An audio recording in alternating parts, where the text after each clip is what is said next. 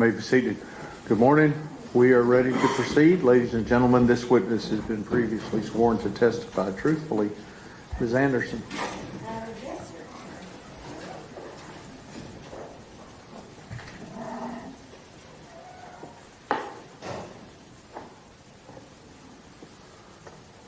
Good morning, Dr. Dimhof. Would you please introduce yourself to the jury?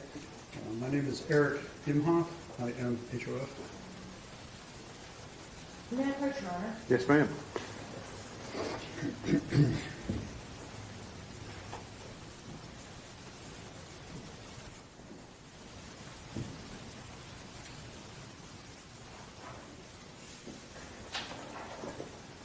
Dr. Dimhof, I'm going to show you what has already been admitted into evidence as defense exhibit number 90. Would you take a look at that, please? Yes. And what do you recognize defendant's exhibit number 90 to be? This is a current copy of my CV. Now, Dr. Dimhof, tell the jury a little bit about your education and background. Certainly.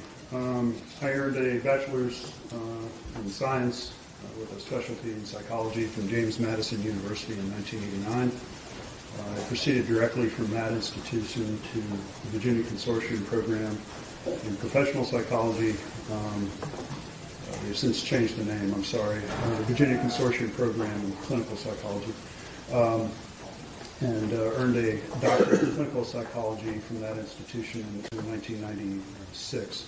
It's actually a conglomerate of 4 universities: Old Dominion in Norfolk, the College of William and Mary in Williamsburg, Virginia, Norfolk State in Norfolk, and also Eastern Virginia Medical School. And Dr. Dimhof, if you can do me a favor, you're a low talker. If you could use the microphone, pull it My forward. apologies, I'm sorry. Oh, that's quite all right.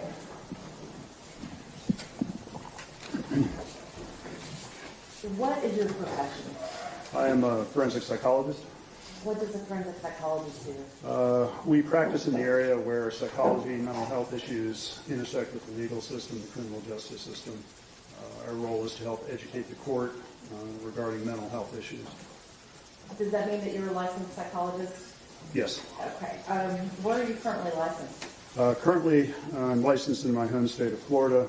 I also retained my license from Virginia. I am also licensed in Alabama, as well as Connecticut, and I hold a temporary license here in Texas that was issued in September of last year. It's good for 1 year. In addition to doing forensic work, do you do any clinical work? No, I only do evaluations. How long have you been a practicing psychologist? I actually began practicing prior to earning my degree. I started in 1993. I worked in a very large residential juvenile treatment center in Portsmouth, Virginia. Tell the jury a little bit about your career. What have you been doing over the years since your graduation? Well, so I worked in that institution until I took actually a different position with the parent company. I was employed by the Pines Residential Treatment Center, which was owned by First Hospital Corporation. They then instituted a program where they wanted to do research and outcomes and study, kind of the interventions we were doing with our youth to see what was more beneficial, what was more helpful. I took that position in, it's about 97, 96, 97. I maintained that position until 99 when I decided to take a position as the program director of a Department of Juvenile Justice Level 8 secure facility in Pembroke Pines, Florida, which is what then brought me to Florida. I worked for that institution, unfortunately, for a very short period of time. New management came in, they just restructured things. They put me into a position of director of research and outcomes for their company, which I didn't really want to do. And in June of 2000, I started my own practice. And have been doing that ever since and done different work in that practice. Dr. Dimhof, are you a member of some professional organizations? Yes. Are those reflected in your resume that has been admitted as defense exhibit number 90? Yes. In looking at your resume, do you have any corrections that you need to make? The only mistake I noticed this morning was I'm a member of a professional organization known as the Association for the Prevention and Treatment of Sexual Abuse, or ATSA. I am also a member of the state chapter of that organization, of which I was a board member. And I've been a board member for a very long time, but I stopped being a board member in 2000, and that's not accurately reflected in my CV. That organization that you were speaking of, were you the president of that organization? Yes, on 2 occasions. And for how many years? The first time I was president was for 3 years. The second time was for 5 years. Dr. Dimhof, have you ever been published? Yes. How many times have you been published? Outside of work that I did as a graduate student for professors and got published that way, the only other publication I have was a book chapter related to assessing internet child pornography offenders. Is your practice more evaluation and less research? I do no research. Have you ever presented to professionals at conferences on the topic of autism? Yes. Have you ever trained any non-mental health professionals on topics related to autism? Yes. How often would you say you speak? Maybe once every other month or 3 or 4 times a year. And we train attorneys to understand autism. We train public defenders, federal public defenders. We train prosecutors. We've done some trainings with the Sexually Violent Predator Program in Florida. We've trained probation officers at the federal level. And we also train at the state level probation officers just to understand autism and the issues that may come up during their work with them. So it sounds like you train people from all facets of the criminal justice system. Yes. Have you ever testified in court before? Yes. Both civil and criminal? No, mostly criminal. Have you testified in both state and federal courts? Yes. And have you testified for both the state or for prosecutors and defense? Yes. What's that ratio? I mean, how often do you testify for the state versus the defense and vice versa? I honestly don't keep track of that information, but I would estimate roughly about 50-50. Whoever reaches out to you? Yes. Okay. Dr. Dimhof, are you being paid for your time in this case? Yes. How much is your hourly rate? My hourly rate is $450 an hour. Do you have a partner that you will work with on cases such as this? Yes. Do you and your partner offer a rate that if you both work together? Yes, we often work as a team. We take a team approach to our evaluations. So Dr. Spence has her rate, I have my rate. When we work together, we give kind of a discounted rate, which is about $600. Do you know about how many hours you have put into this case? I don't have an actual calculation of the hours. We did come do an evaluation, so we traveled one day. We were here on the ground 3 days. We traveled back another day. We did write a report in this case. My rough guess, probably I spent 15 hours working on that report. Obviously, our prep time and our travel here and our time here is being billed as well. And Dr. Dimhof, you mentioned a report. May I approach your honor? Yes, ma'am.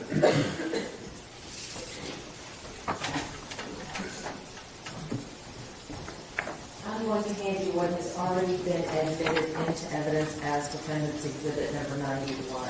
Is this the report that was prepared for this case? Yes.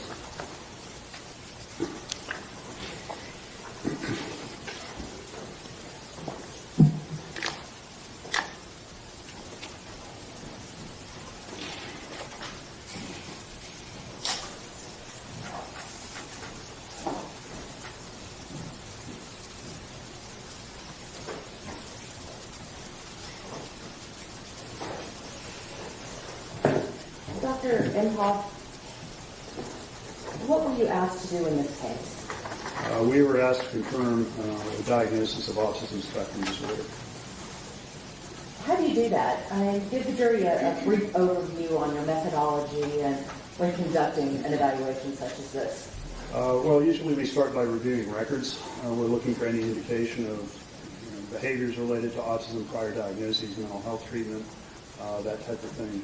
So we ask for all the records available in discovery. We will then proceed to meet with the client. We will do an interview to collect our own information. Typically interviews are just more social history in these cases, looking at things like where did they grow up, a little bit about their family, school history, how they got along with people, work history, mental health treatment history, obviously, alcohol and drug use, if any. We will also do a mental status exam, which is really, for lack of a better description, like a mental health checkup. We kind of go through all the diagnostic categories and see if that person has ever had any problems with any of those mental health issues in their lifetime. Then we will also do testing, which helps us confirm the diagnosis.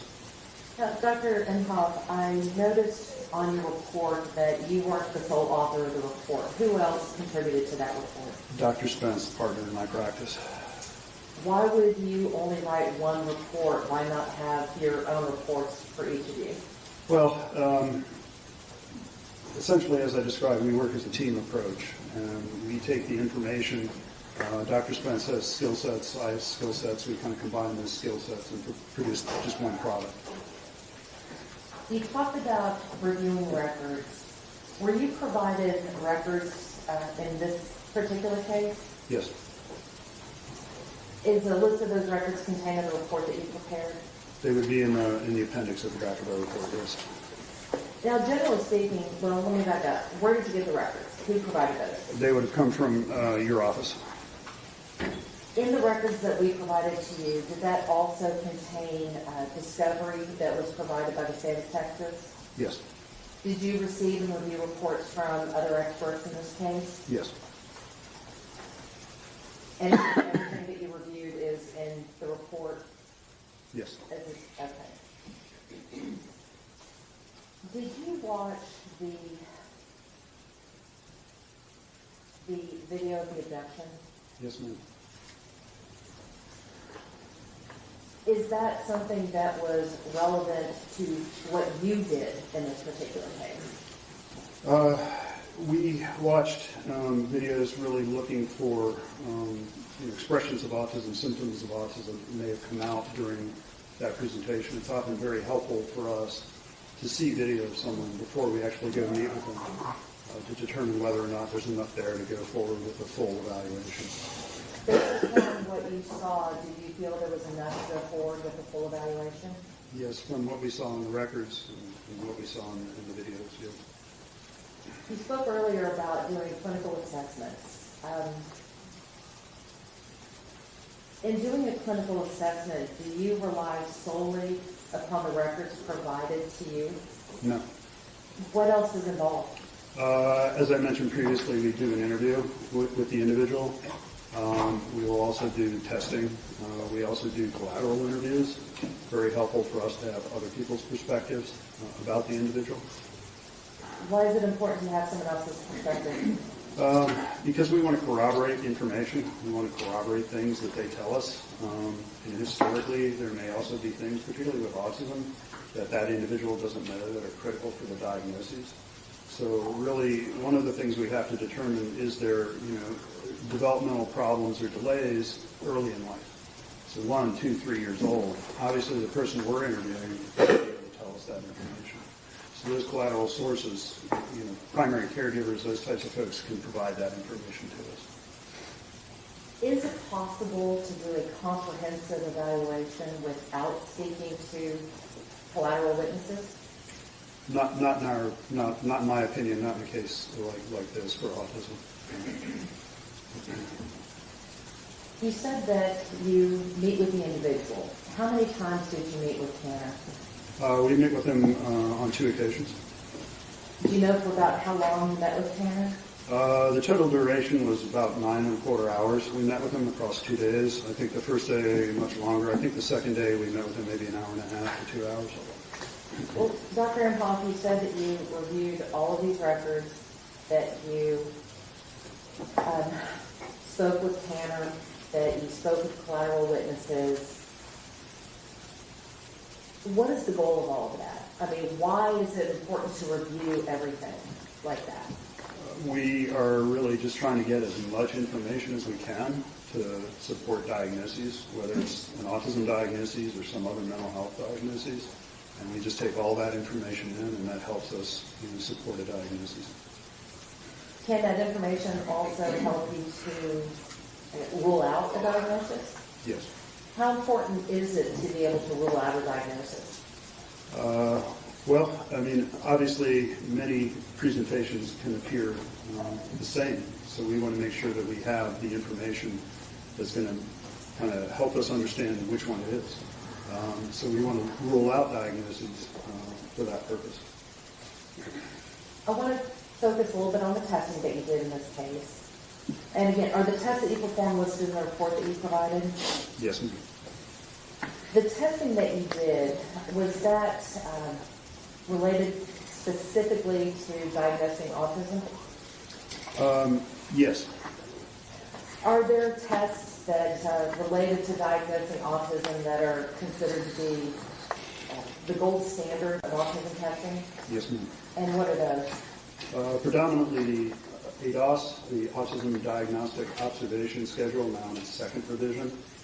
There's another tool. Let me back up. The ADOS is a tool that's actually administered to the individual that we're assessing. There's another tool that we use called the ADIR, the Autism Diagnostic Interview Revised.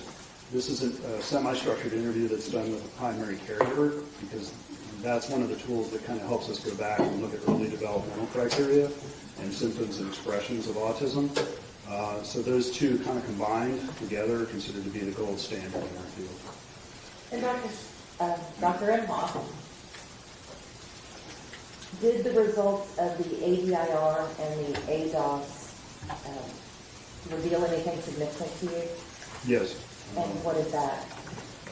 Tanner would, on both tools, met the clinical cut score for diagnosis of autism. What do you mean clinical cut score?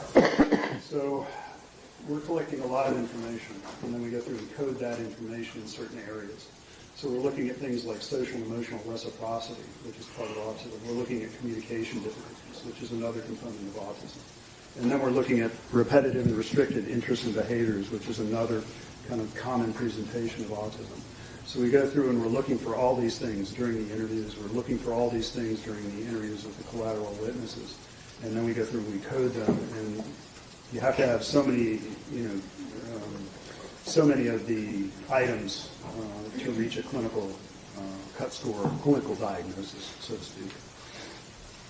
In addition to doing the ADIR and the ADOS, are there any other tests that you perform that can confirm the results of those previous tests? One of the things that we prefer to do is use a tool called the SRS-2, or the Social Responsiveness Scale. This is a tool that looks at social awareness, so being able to go into a room, pick up on nonverbal cues, kind of the buzz in the room, understand, read the room. Comprehension, so being able to take that information, process it, and then response. So once I have that information, how do I then respond to the people in the room? How do I communicate with them? There's also a scale on there for social motivation, as well as restricted and repetitive interests and behaviors. And it's a tool that's highly correlated with diagnoses of autism. So we use that in addition to kind of support the diagnosis. I noted in your report that you have given something called the ABAS. Yes. What is that? So the ABAS is the Adaptive Behavior Assessment System, now in its third revision. The ABAS is a tool that looks at functionality. So it's one thing to have a diagnosis, but everybody's different, and that's the really important thing to understand.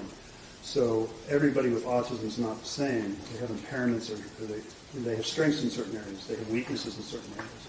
So the ABAS kind of helps us pull that out. So it's really a measure of functionality. It looks at things like social motivation, social engagement. It looks at just kind of practical skills, like being able to use functional academics, like balance a checkbook, use math. It looks at things like work and ability to work, and hold down a job, those types of things. So we use that to kind of help us understand where the deficits may lie. Dr. Dimhof, so the ADIR and the ADOS diagnose, or tools to diagnose autism. The SRS confirms the diagnosis, and then the ADAS talks about how that diagnosis affects the subject. Yes, Okay. in a nutshell, that's correct. Based upon the results of the testing and the observations and the records that you reviewed, to a reasonable degree of medical certainty, did Tanner Plummer meet the criteria for autism spectrum disorder as outlined by the DSM? Yes. Did you also evaluate Tanner for post-traumatic stress or any other symptoms related to traumatic events? We do. Often, and just from our experience, from our training, we know that individuals on the spectrum often experience a lot of trauma in their lives. Just because, people on the spectrum present different. So often in school, obviously, kids don't like other kids who are different, so they tend to tease, pick on, and bully them, which is a type of trauma. But also in the records, there was, multiple indications of traumatic events and trauma throughout Tanner's life. So we felt that important to capture as well. So we use a tool called the TSI, the Trauma Symptom Inventory 2. It was designed to measure PTSD, but it also provides very helpful information about trauma and the impact of that trauma on the individual. And specifically for our individuals on the spectrum, there's scales in there related to insecure attachments, impaired self-reference, so not having a good idea of sense of self, who one is, and how that often is taken advantage of by others. So we tend to look at that as well. What did that test reveal to you about Tanner Plummer? What that test revealed was a lot of significant trauma in his life. He reported symptoms of flashbacks, nightmares, those types of things related to traumatic events in his life. He reported high levels of anxiety on that tool as well. Not just anxiety, but also hypervigilance, which is always kind of being on guard and being very vigilant of your surroundings. But also depression was also another area that he elevated. Anger, frustration, which is common among individuals with autism.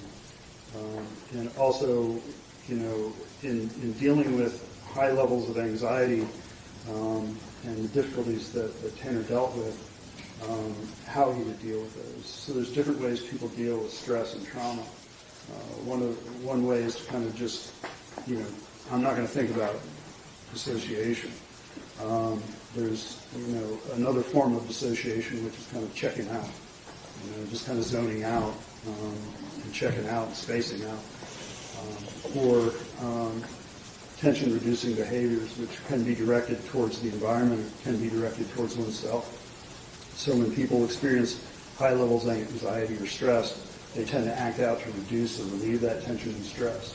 And we can see this in multiple ways throughout Tanner's life. A lot of suicide attempts, a lot of self-harm, and those types of things. Dr. Dimhof, with regards to the TSI, are there any validity scales associated with that test? Yes, there are. What is the validity scale? So there's one called the ATR, atypical response, and one called RL, which is response level. So what these scales do is they look at over-reporting or under-reporting. So someone who wants to over-report to look particularly mentally ill or having particularly high levels of PTSD or stress or anxiety.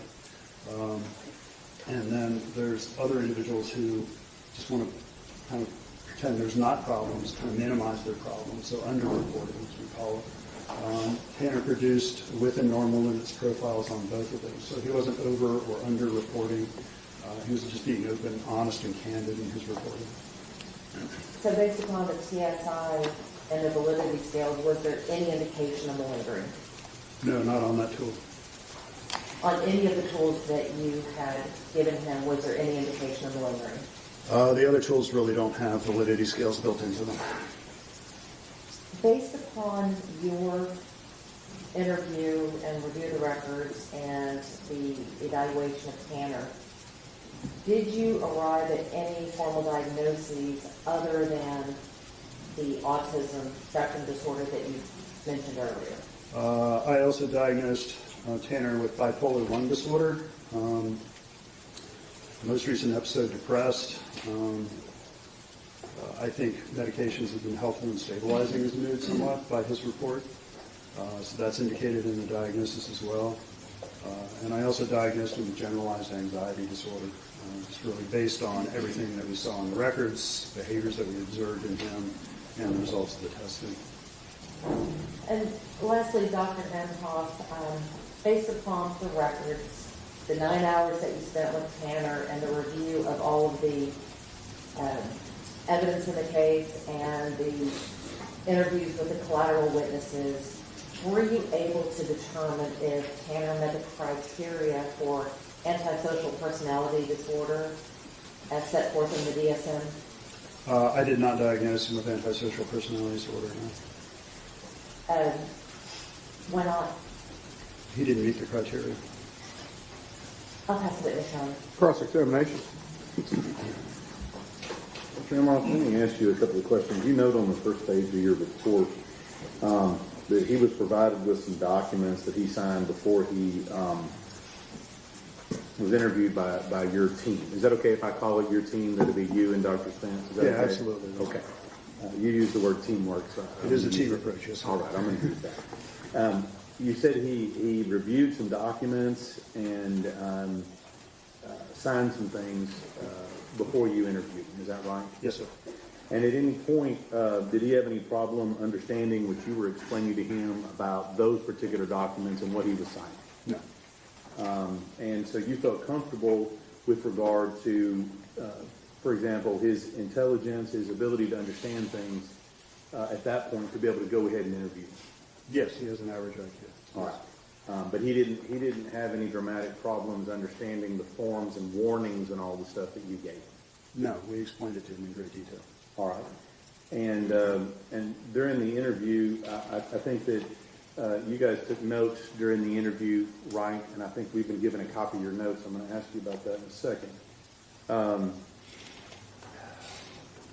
Let's talk just a little bit here. I want to clarify this. It seems to me you've got about, 30, 40 hours into this case. Is that right? I would say that's probably fair, maybe an underestimate. Okay. So 50? I haven't added it up, I'm sorry, I don't know. Well, if we said 40, you would say that's an underrepresentation. Possibly. I mean, there was obviously time spent preparing for testimony, travel here, time here. So. Of course. All right. Now, some of the things I wanted to ask you about is that I got what appears, and I'm going to show this to you. I have 3 sets of notes here. Is that your understanding that there were 3 sets of notes that were provided? I only have 1 set of notes. I don't know what Dr. Spence would have provided. Okay. Do you mind if I show you what was provided so you can tell me which ones are yours and which ones are Dr. Sure. Mine are going to be the ones with interview notes written across it. This is you? Where it says interview notes? Yes, that's mine. And so do you have any awareness of what Dr. Spence put in her notes, or do I need to ask her about that? I didn't read her notes, no. Okay. No. We'll stick to yours that has the watermark on it. All right. Certainly. So during this process, these tests that you give, and they have a lot of acronyms or abbreviations on them. I'm not going to get into that. But were any of these tests that were done that were things that were self-reported by Mr. Horner? So the ADOS would be self-report. We're asking him questions. We're engaging him in a different number of activities. But a lot of that is also we're observing him and what he's doing and how he's interacting with us. The SRS would have been self-report by him, and the ABAS would have been self-report by him, as well as the TSI. Okay. So those 4 tests, you're relying, at least in some part, on the accuracy and the truthfulness of what he's telling you. Is that right? Yes.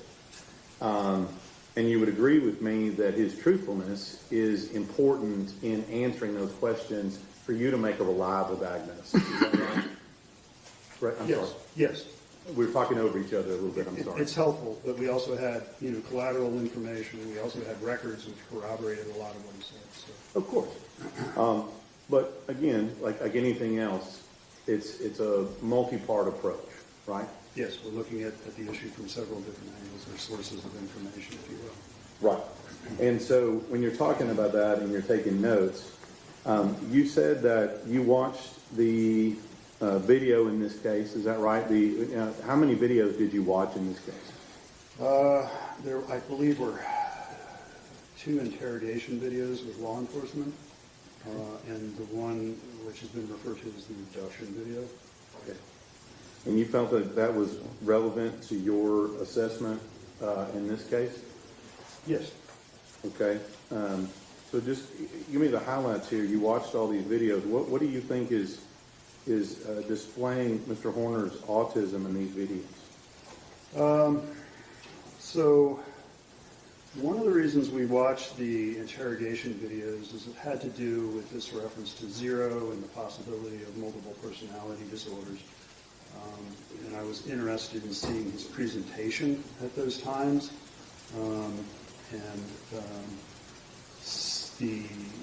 There were some indications in the abduction video of levels of anxiety, increase in anxiety, difficulties with change. Individuals on the spectrum have a lot of difficulty with changes in routines and those kinds of things. There was what appeared to be, to me, stimming behavior, which stimming behavior, when people on the spectrum get anxious, they engage in some kind of repetitive motor activity.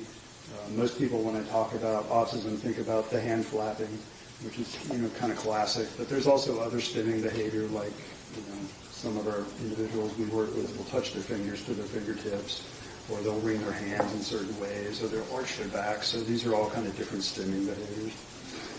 Right. And you said you observed some anxiety. It appeared that he was very anxious in parts of the video that we watched. You'd agree with me, if you just kidnapped a child, you'd probably be a little anxious, wouldn't you? Well, that was actually prior to the abduction portion. Okay. Did you talk to him about what he was doing in those videos? Did you have any discussion with him? We did not talk to him about facts of the case. Okay. But you watched the audio and you made some assessments from it, but you didn't talk to him about it. Videos, no. You didn't feel like that was important as part of what you were doing here? Well, talk to him about it? Actually, we did talk to him a little bit about zero, the alternate identity. I did ask him some questions about that. But ultimately, you concluded zero's not a multiple personality at all. In my opinion, he would not qualify for multiple personalities. Right. And so as part of this, you also said, I want to get this right here, you asked him about his substance abuse? Yes, sir.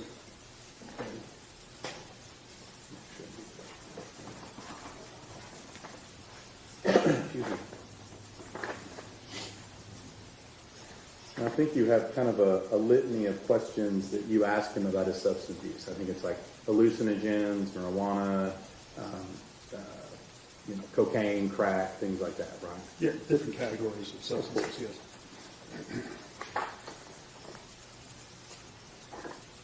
And do you remember what his responses were to you and what you put in your report on those particular questions?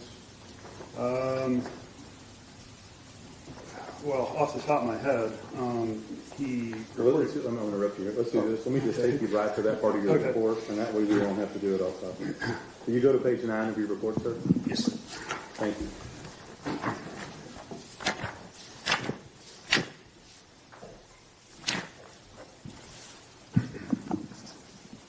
And I'm just gonna pick it out here a little bit, just kind of yes, no, a little bit here. I just want to make sure I'm correct here. Sure. It says that he used powdered cocaine at the age of 30, and his consumption was once per month and 2 times per month. Is that accurate? Yeah, he said it varied between once per month or twice per month. He didn't tell you he was using any cocaine on the day of the offense? We didn't ask him about the day of the offense. I'm asking. He didn't tell you he was using any on the day of the offense? He didn't offer that information. And then the second part of that, it's got, I'm going to characterize that as psychedelics, LSD, acid, things like that. Is that the second part of that? Psychedelic mushrooms, LSD, yes. Okay, Ecstasy and can he be says classified that there. sporadically. Yes. And then it says denied the use of crack and so on and so forth. Is that right? Yes, sir.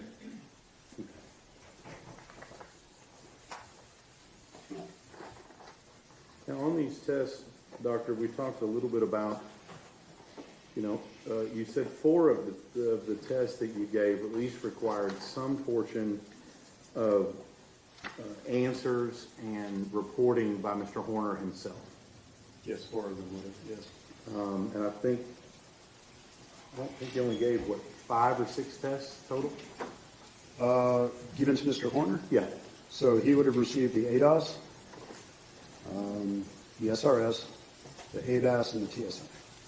So all 4 of the tests that you gave him required some information for you to complete the test directly from Mr.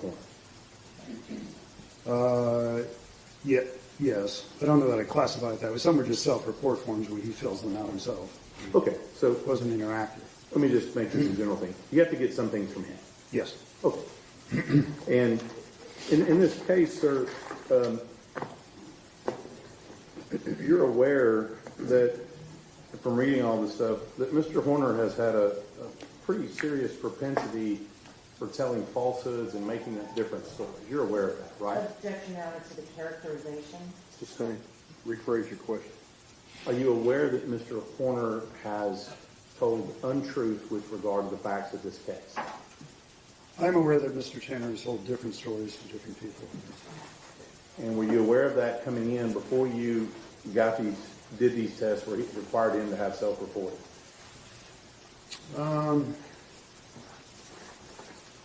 Think about that for a moment.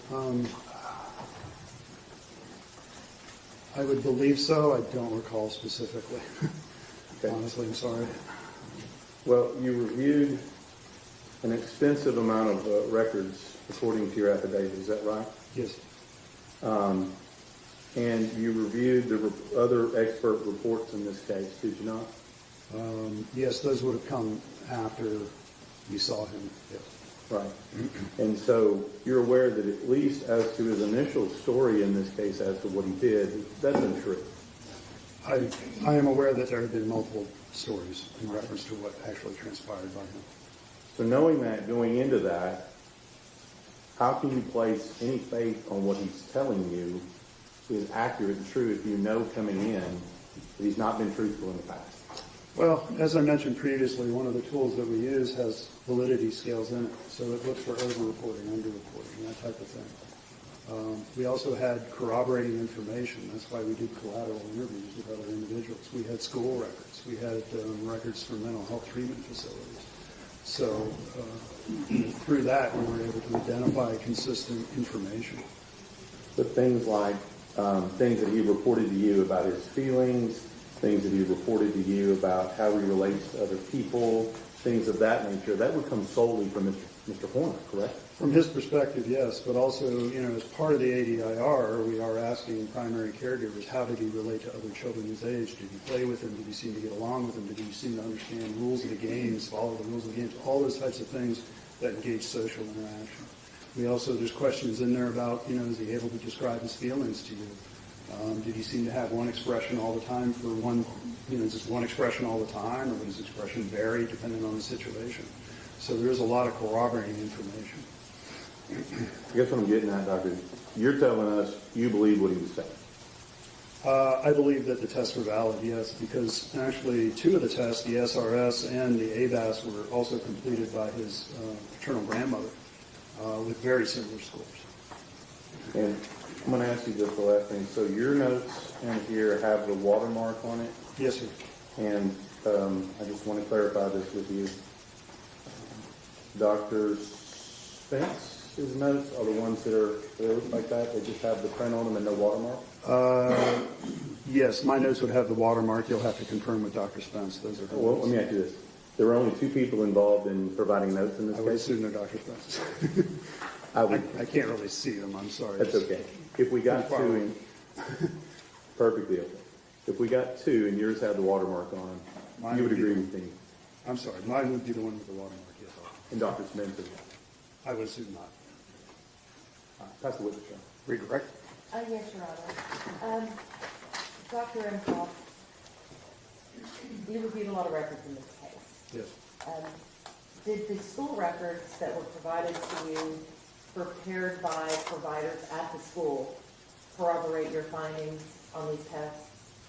Yes. I mean, there were diagnoses of autism in those records. There were descriptions of behavior consistent with autism in those records, absolutely. So the records that you reviewed dating back 20, 25 years, were there any inconsistencies with that diagnosis? I'm not All sure right, I understand. let me rephrase that. You looked at records that go back 20, 25 years. Was the Yes. diagnosis consistent? Yes. The prosecutor asked you about whether or not you felt Tanner understood the documents that he was signing. Were you testing for intellectual disability? No, we didn't do any testing for intellectual disability.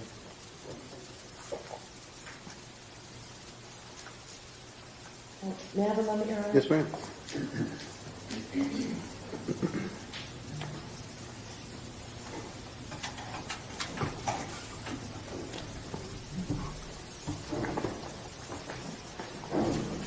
I have nothing further, Your Honor. Mr. Staten, Nothing further on. may Dr. Imhoff be excused. No objection. Thank you, sir. Thank you.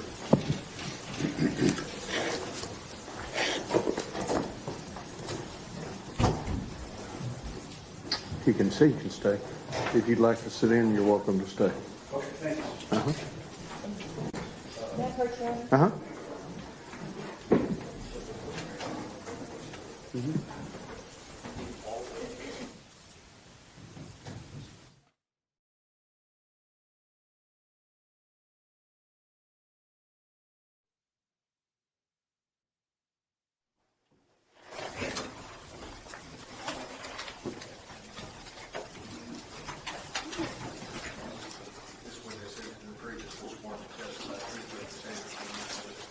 Okay.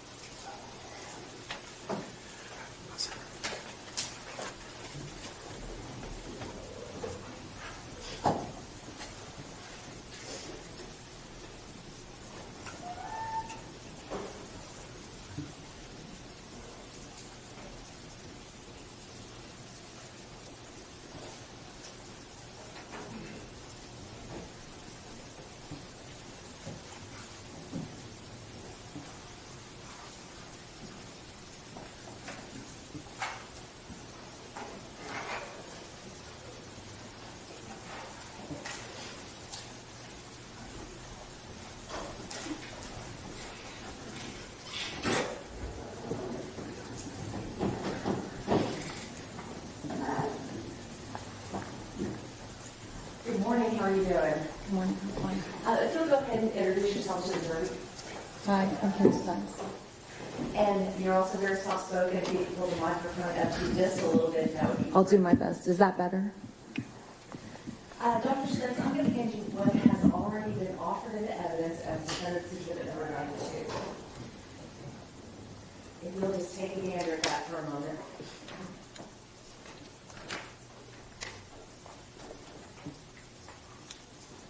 And what do you recognize defendant's exhibit number 92 to be? That's my curriculum vitae.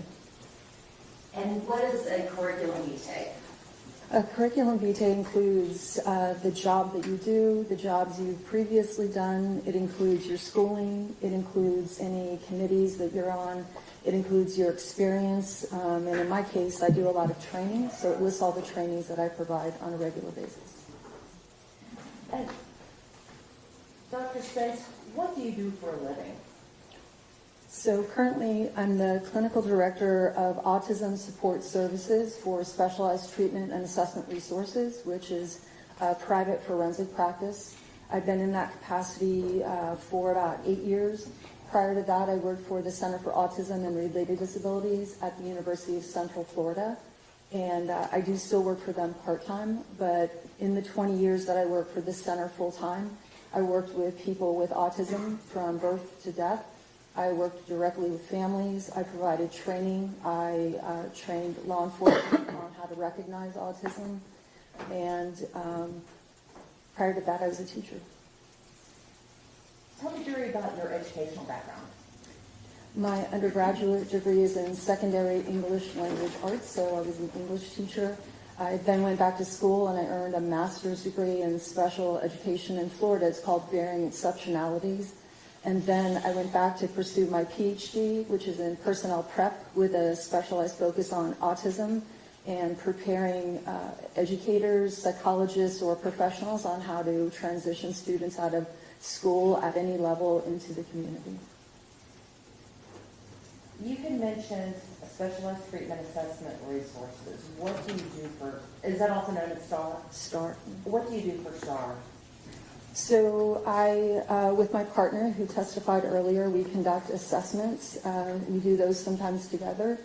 I also do work on my own, which would be consulting for a variety of people, which could be public defenders, could be prosecutors, could be the court. I do a lot of education for the court. And I do a lot of training across the United States addressing autism, what it is.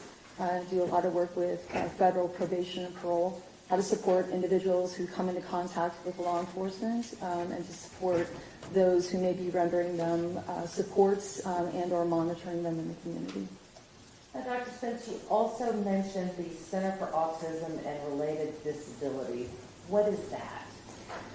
In the state of Florida, the Centers for Autism and Related Disabilities are technical assistance centers. They are state funded. There are 9 centers across the state, and they work primarily in concert with communities in wide areas, depending on where you are. And they provide training. They work directly with families. Again, people who, from birth to death, who have autism. They do a lot of training. Primarily, that's what I do in my part-time capacity. I train law enforcement. And they also do public-based work, so this would be community-based events, so to bring people together in communities who have autism, or if there's awareness that may be needed or necessary to support an individual. Now, Dr. Spence, do you hold any faculty positions anywhere? I'm currently, I've been an adjunct instructor at the University of Central Florida for about 20 years. I taught in both the College of Education and in the Communication and Sciences, which is essentially the college that supports speech and language pathologists and occupational therapists. Have you been published? Yes, I have. And typically when you write articles and book chapters and whatnot, what is your area of focus? Most of my publications have to do with transitioning individuals, so helping individuals transition from high school into adult life who have autism, so supporting the family, the individual, and seeking community-based resources, and the best way to do that. Have you ever been on the editorial review board of any publication? Yes, I spent 17 years as on the review board for the Journal of Vocational Rehabilitation, which is a peer-reviewed journal in the field of special education and working with individuals who have disabilities who are seeking employment And for the last 10 years, I've been on the consultative editorial board for the Journal of Intellectual Disabilities, which is both our peer-reviewed journals in the field, supporting primarily individuals with developmental disabilities.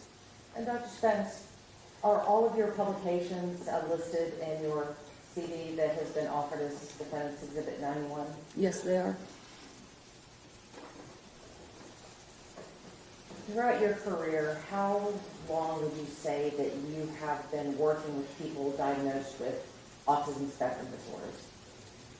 Since 1993. I started my career teaching in a psychiatric facility, and I went on from there to become a public school teacher. I taught both regular ed and special ed, and in 1999 I went to work for the Center for Autism and Related Disabilities. Have you ever testified in court before? Yes, I have. In both state and federal? Yes. For both the defense and prosecution? Yes. About how many times do you testify for each side? What's the ratio there? I don't keep track. I'd say probably 60% defense and 40% prosecution. And Dr. Spence, are you being paid for your work in this case? Yes. What were you asked to do for the defense in this case? In this case, we were asked to, I was asked specifically to review educational records, social security records, and historical records for Mr. Horner, and my partner and I were asked to render an autism spectrum disorders evaluation. Give the jury just a brief overview of your methodology in conducting an evaluation such as this. So, as my partner testified, in general, we receive records. We receive records for a variety of reasons. We want to see if the person has any other diagnoses, if they have other mental health conditions that may affect how we're looking at them or what we're using to test them. We also do collateral witness interviews, so that's with family members, that's with educational staff. So the records, those, and then individual testing, that's considered appropriate and or best practice for that client based on what we're looking for. Dr. Spence, were you in the courtroom when Dr. Dimhof testified? Yes, I was. Did you hear him talk about all of the records that y'all had received and reviewed? Yes, I did. Did you receive and review the same records? I did. Were you present during the testing that Dr. Dimhof conducted? Yes, I was. Were you an active participant in the testing, or were you just an observer? I was an active participant in the testing. Now, have you reviewed the results of the testing that you and Dr. Dimhof have, that y'all administered? Yes. Do you believe that, to a reasonable degree of medical certainty, that Tanner Horner meets the criteria for autism spectrum disorder? Yes. I want to talk to you a little bit about autism, okay? Are there different levels of autism? Yes. And what are those levels?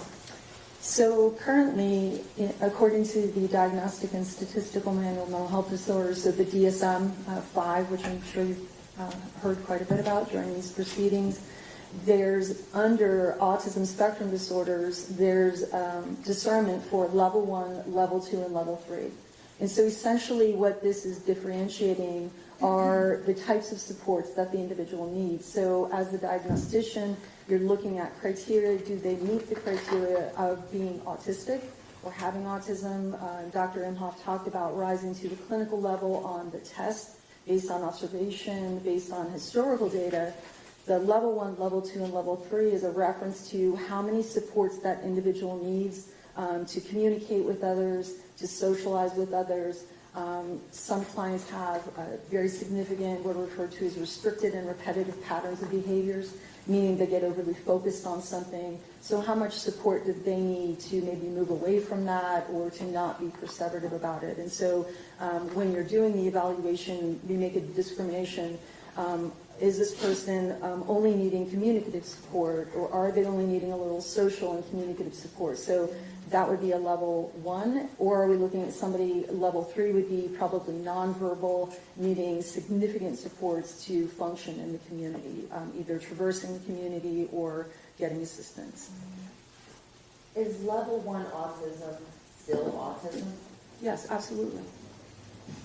And when you have these people who are on level 1, do they still have deficits?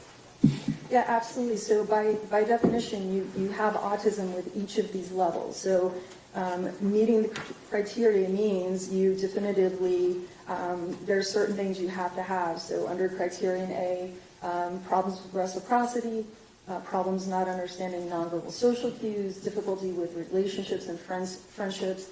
And then under criterion B, there's a variety of things. So you have all those things. But the way that it looks in somebody who has level 1 and the way that it looks in somebody that has level 3, it looks different. And so I think about this like looking at Swiss cheese, let's say, okay? I have 2 blocks of Swiss cheese, but the holes are different, okay? They're the same, but the holes are different. So the way they're going to experience things, the levels of help that they need is going to be different. Dr. Spence, one of our other witnesses had said that there's a saying in autism circles that if you've met an autistic person, you've met an autistic person.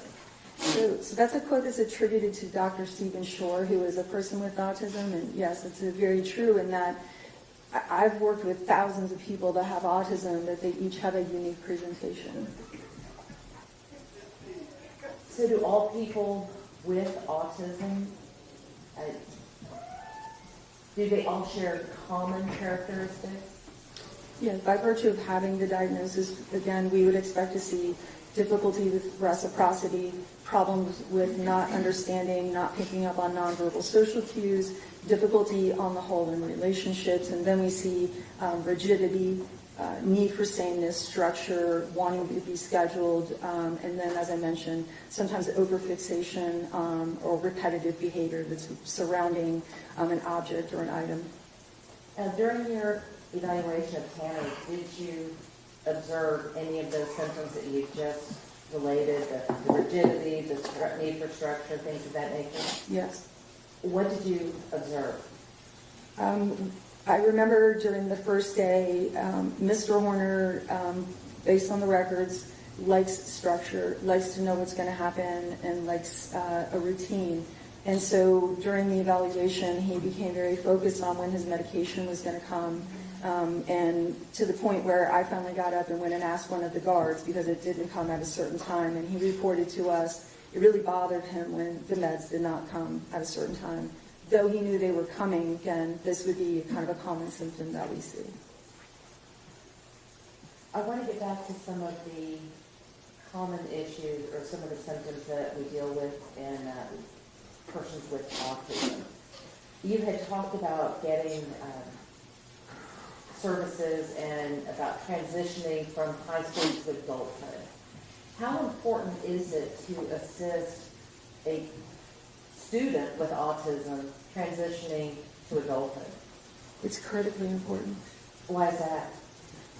If an individual who's exiting school, finishing high school, is not properly prepared, they often end up not working. They often end up not going on for additional education if they've not been adequately prepared to transition out of high school. And if, depending on the kinds of, most of my clients and many people that have autism have co-occurring conditions. The 2 most common are depression and anxiety. So those also need to be supported. So depending on the way the client's presenting, you need to think about how able they are to live on their own, how able they are to secure medications, how able they are to secure employment. And there needs to be a good solid plan for that, supports for that. And for many of my clients, they need support well into adulthood to be successful. You mentioned co-occurring and comorbidities. Anxiety and depression, how does that affect how does all that work together, the autism, the anxiety, the depression? Can you be more specific in your question? I'll try to ask a better one. You had talked about comorbidities. I mean, what is that? And why is it important to understand? So comorbidity means, so if you have a person and they have a diagnosis of autism, comorbidity means the depression is another standalone diagnosis, meaning that their symptoms rise to a clinical level of recognition. Same with anxiety. So independent of the autism, they also have these conditions. I think that's what you're I think that's what I'm trying to ask. Yes, it is. What can we do to help transition students with autism into adulthood? Well, there's a lot we can do. I mean, we look individually at the needs of the individuals, but for individuals who have complex behavioral histories, we look at applied behavioral analysis. For individuals who are having difficulty with depression, we want to make sure they're being adequately treated, if that be medication, if that be therapeutic intervention. So really individually looking at the client and what they need is critically important. And again, when we have an individual that has multiple things happening, most of my clients have multiple co-occurring conditions. ADHD, some have OCD. All of those need to be thought about in terms of what kinds of supports you need and how also to kind of maintain those. So once you move away from parental or caregiver managing that you're able to actually manage that. And that's very important. Dr. Spence, based upon the records that you reviewed, were you able to determine whether or not Tanner received services during school? Yes, he did. And were these the type of things that let me back up. Were the services that he received in school the type of services that, might help him cope while in school? Yes. Are those the type of services that might help him, I guess, for lack of better words, navigate life as an adult? I think some of the things that were being worked on, particularly with the in-home trainer, would be things that, had they continued to be provided, would have been helpful during the transition period into adulthood. Was there any indication that services were provided in any form or fashion after he graduated from high school? Not that I saw. So what happens if the training that he learned in high school isn't reinforced by the additional services after school? For most people, it's quite unlikely that it will carry over, or what we call generalize. So people with autism have a difficult time generalizing. So if I teach you a certain skill in a certain environment, they often have difficulty taking that skill and then applying it to a new environment. So if there had not been some either method, instruction, or targeted intervention that was going to continue to teach those skills that would be needed, it'd be very unlikely for somebody to maintain those on their own. Dr. Spence, I want to shift your attention to the Social Security records that have been offered into evidence in this case. In order to receive a disability benefit, must you have a diagnosis? For Social Security, yes, a qualifying diagnosis.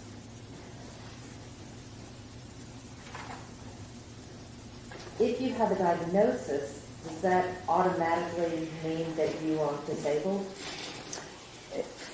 By the measure of Social Security? Yes.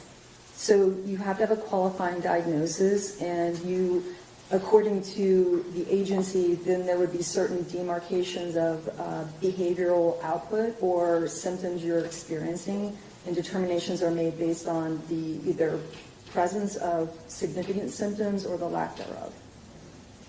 Did you review the Social Security records that were provided in this case? Yes, I did. And based upon your review of the records, were you able to determine if Tanner was receiving benefits as a juvenile? Yes, I believe he began receiving SSI income at the age of 10. He was identified as a disabled child at 10. And based upon your experience with helping other autistic juveniles obtain benefits,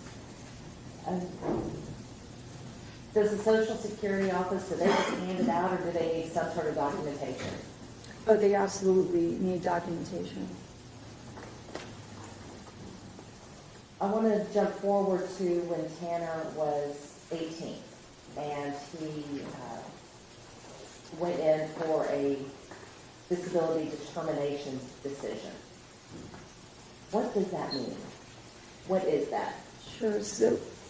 So the Social Security Administration essentially has kind of two operating bodies. So you've got 18 and prior to 18, and then you've got 18 and older.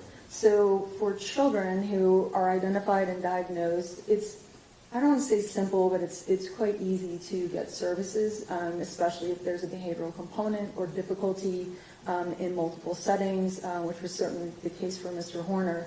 Once a person turns 18, the criteria by which the Social Security Administration uses to measure how disabled you are changes. Okay? So as you get older, there's going to be decisions about how able you might be able to work. How able are you going to be able to live on your own? How able are you going to be able to function? So there's kind of two different ways that is looked at.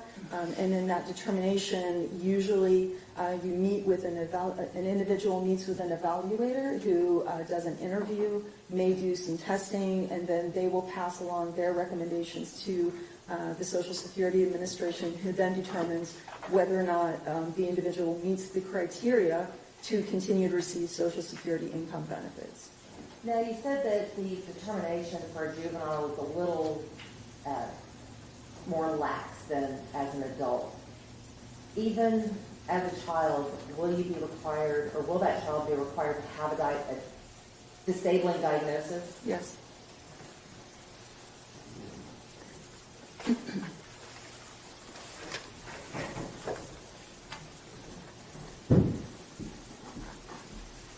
Now, based upon your review of the records that were offered by the state, were Tanner's benefits terminated when he turned 18? Yes. And was that because he no longer met the criteria? He no longer met the criteria according to the Social Security Administration's criteria. So does that mean that Tanner no longer had autism? No. Did you review the evaluation that was done in that case? Yes. By Dr. Fritz? Yes. Yes. Do you think that was a good assessment for determining disability? No, I do not. Why not? You had an 18-year-old male who was driven to the interview by his grandmother. You had a young man who had a reported history, had been receiving for 7 years benefits based on that disabling condition, who reported that both of his parents were incarcerated. The interviewer described him as disheveled and not a good historian. And so really, in my opinion, what should have happened and what in most cases would happen would be you would then ask a collateral witness, you would ask a caregiver, and then they could have been afforded records from special education, which were readily available, his mental health records, which were readily available, or the recording of his paternal grandmother, who was taking care of him because neither of his parents were available to take care of him, how able he was to do things. Dr. Spence, I want to move on to the records that you reviewed related to the offense in this case. Did you review the video of this incident? Yes. And did you talk to Tanner about the facts of the case? No.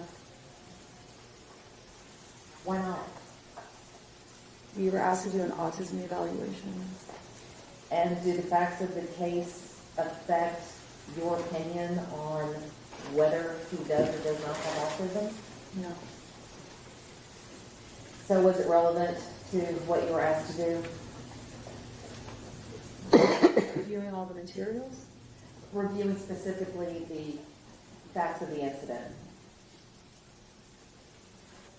They're not necessary, but obviously if we're making sure that we're only looking at autism and there's nothing else for that reason.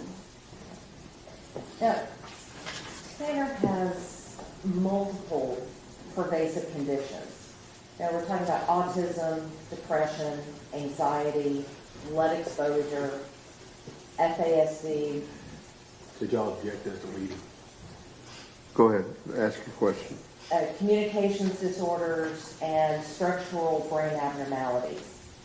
So even though you didn't review the evidence related to the offense, and even though you didn't talk to Tanner about the facts of the case, can you opine on whether any of these conditions caused him to commit the offense on November the 30th of 2022? No, Is that what you're here to do? no, You're not here to say that autism caused him to do this? absolutely not. You're not here to say that fetal alcohol syndrome disorder caused him to do this? No, But my question is, is it possible that these conditions influenced his behavior on that day or the days leading up to that event? certainly. And can these conditions influence his behavior after the event, after his arrest? Yes, And can these conditions influence his behavior going forward once he goes to prison? yes. And lastly, Dr. Spence, I want to talk to you about Tanner. Now, based upon your 30 plus years in working with people with autism, do most of them know that they're a little different?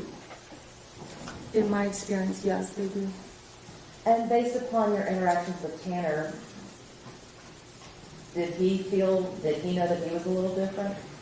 Yes, he reported that to us.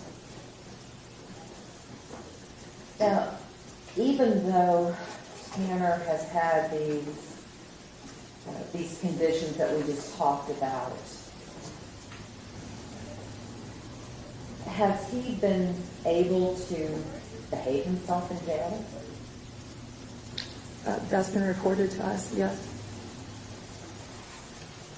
You talked earlier about that people on the autism spectrum like structure and routine. Did you find that to be the case with Tanner? Oh, definitely. Why do you say that? He reported the things that he does during the day, which is actually one of the questions that's asked during the ADOS, that he likes knowing what comes next. He likes knowing what the routine is. He likes knowing what to expect. He likes maintaining the schedule as much as he can. Change happens. Did you hear that?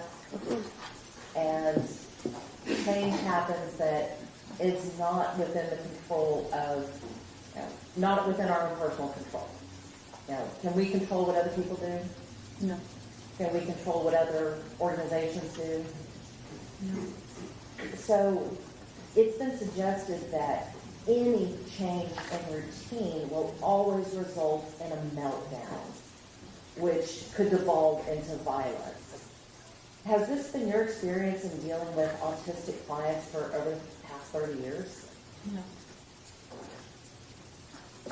And based upon your evaluation and your interviews and your observations, how well has Tanner adjusted to life in jail?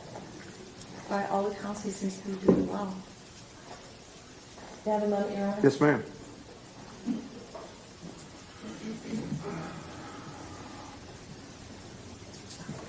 I'll pass the witness, Your Honor. Cross-examination.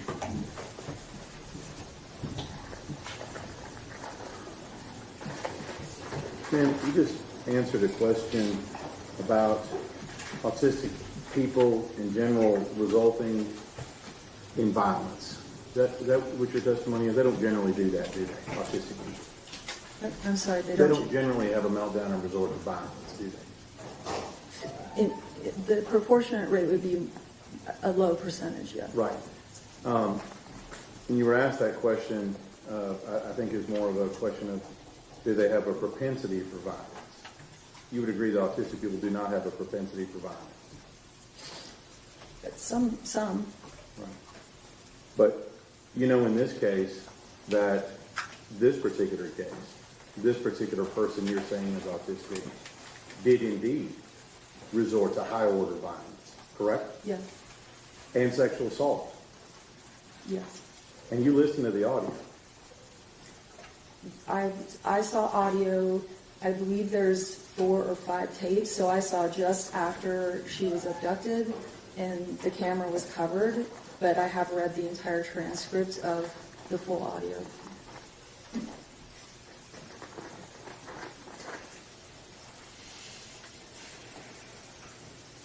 Some of the questions, I'm not going to repeat questions that I asked Dr. Dimhof as far as truthfulness and trustworthiness, but you'll agree with me that you realized coming into this that Mr. Horner had not been truthful about many aspects of what happened in this case. Yes.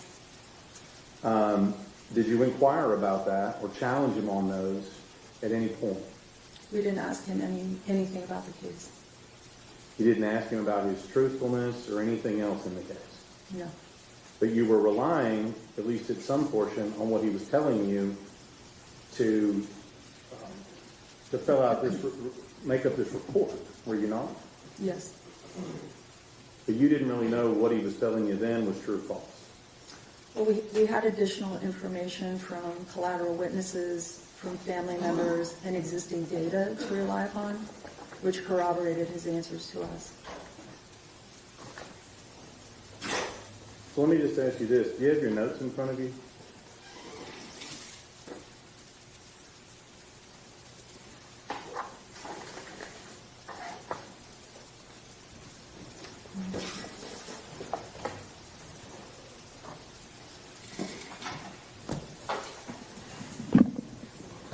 And man, your notes weren't titled, so I'm going to try to direct you to where I want to go.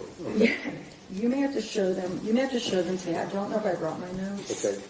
I had them. got There would have been 2 files, so mine were day 1 and day 2. I got a little highlight on mine. Is that going to be okay? That's fine. Judge, if I may? Absolutely.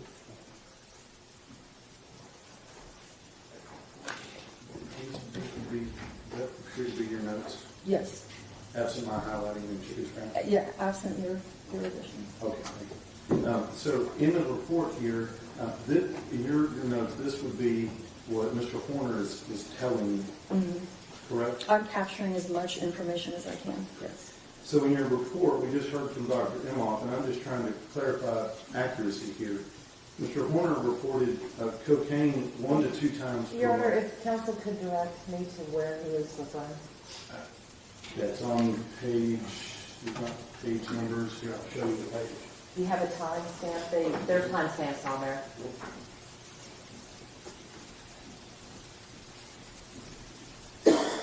Which day is that?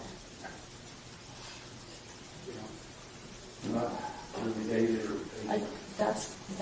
This one I think is from the 16th. Oh, no, Okay. that's the report one.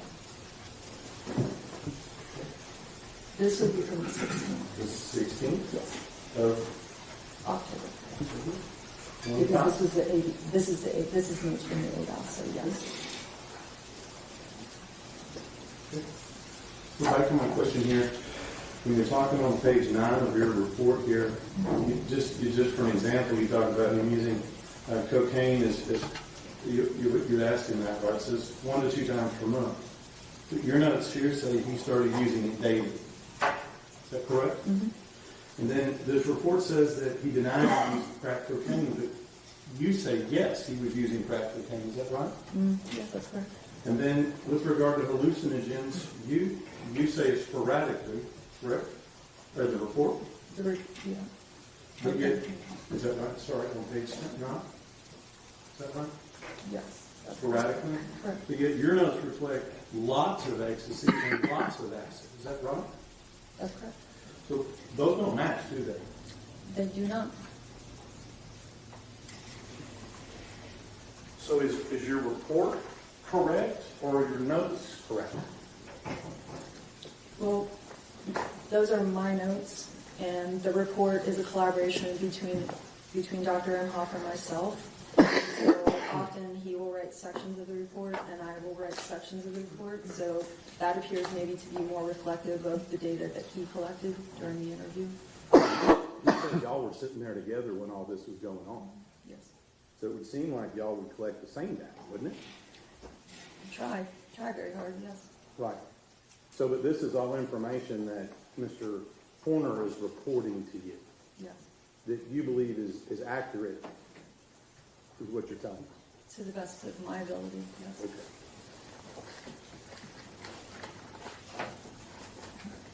Okay. You talked a little about services and things, about people, and I'm going to kind of put this all together with the Social Security stuff here. You said the services provided allow them to transition from high school into adult life, and I think you said to be able to do things. Is that the word you used? Are you referring to the Social Security records? Well, I'm trying to get, you said that the services allow them, and I wasn't really clear what it allowed them to do transitioning from high school into adulthood.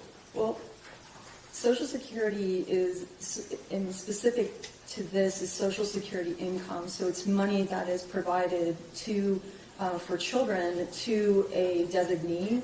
And once somebody is 18, if they continue to meet the requirement, then the money would be provided to them. Let me stop you. I did not ask a very good question. Let me get back here today. You said that they need support. These people that have been diagnosed with level 1 autism need support that transition from high school into adulthood. Most people with autism need assistance in transitioning. Yes. All right. To allow them to do things in life. Yes. For example, things like have friends in a social life. That'd be Yes. something they need to have. Sometimes, yes. Maybe girlfriends or relationships. Often. What about work, being able to work and be able to earn income? For many, yes, they need assistance. And things like that. But what you're talking about there are all things that, according to your report, that Tanner Horner does already have and has reported to you that that is how his life is it not? Well, for Mr. Horner, he had a very inconsistent ability to work. He had many jobs. I believe we have a list included in the report. He had great difficulty maintaining employment. Okay. Well, let me ask you about this. Your report reflects that he had multiple friends that he commented about you in his report. Yes. And he commented to you about an extensive social life, did he not? I wouldn't use the word extensive. Well, I mean, let me just ask you, how many sexual partners did he say that he had? I'd have to go back and look at those. If I represented to you that he said it was 30, would that sound about right? So it would sound like he has a pretty active social life. Depends on how you define social life. Okay, I agree with that. But he had girlfriends at the time, according to him. He did have girlfriends, yes. And then also in addition to that, he admitted to you that he had, I guess, from your notes, I would say pretty extensive drug use and partying. Is that right? I believe that is true, yes. And on top of that, you know as well in here that you said he got additional services and had them available to treat whatever mental health conditions were existing at that time, correct? At which time? Throughout his life. You reviewed the MHMR records and other things, did you not? So he had sporadic services throughout his life. Right. Now, I'm going to talk about work. You said he had a lot of different jobs. Yes. And I'm going to guess you're attributing his many different jobs to his autism. Is that what you're saying? I think he had problems with employment that related to a variety of things. Okay. But what you're talking about here, and we've heard evidence of this, he was fired from different jobs and just walked out of different jobs, correct? That's correct. And that he was able to maintain employment for upwards of a year at least 2 different jobs, correct? That sounds about right. And that, including at the job that he was having currently at right now, when this crime occurred, November 30th, he was actively operating a FedEx truck, wasn't he? Yes. And that would require somebody to utilize a map or GPS, wouldn't it? Yes, Would require somebody to communicate with people in the public. yes, And I would say effectively communicate things of package delivery and whatever he's doing as part of his job, right? it's pretty narrow, but yes. Okay. But he'd be able to operate a motor vehicle. Yes, a lot of people with autism drive. Okay. I'm just going through that. So he was actively working and making money at the time of this offense, wasn't he? Yes, that's correct. So when you talk about that he needs support to living life, what you've told me here is it sounds like he's living the life just like everyone else who's living the life. Friends, social life, girlfriends, work, partying and drug use. Those all sound like things that everybody else does. Would you agree? Yeah.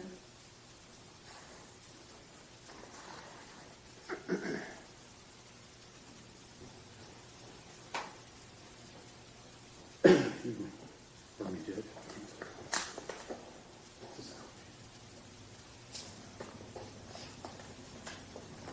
The last thing I'm going to talk to you about is you made several comments about his ability to be in jail and not have any issues in jail. Right? That's what you said? I guess I answered questions from. But it's true that he's been in segregated custody the entire time, isn't that right? That's my understanding. So he didn't have access to other people to do things to. He has been in segregation, yes, you're correct.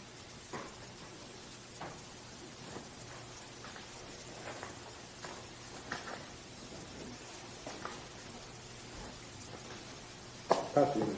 Read, Rick. I wish, Your Honor.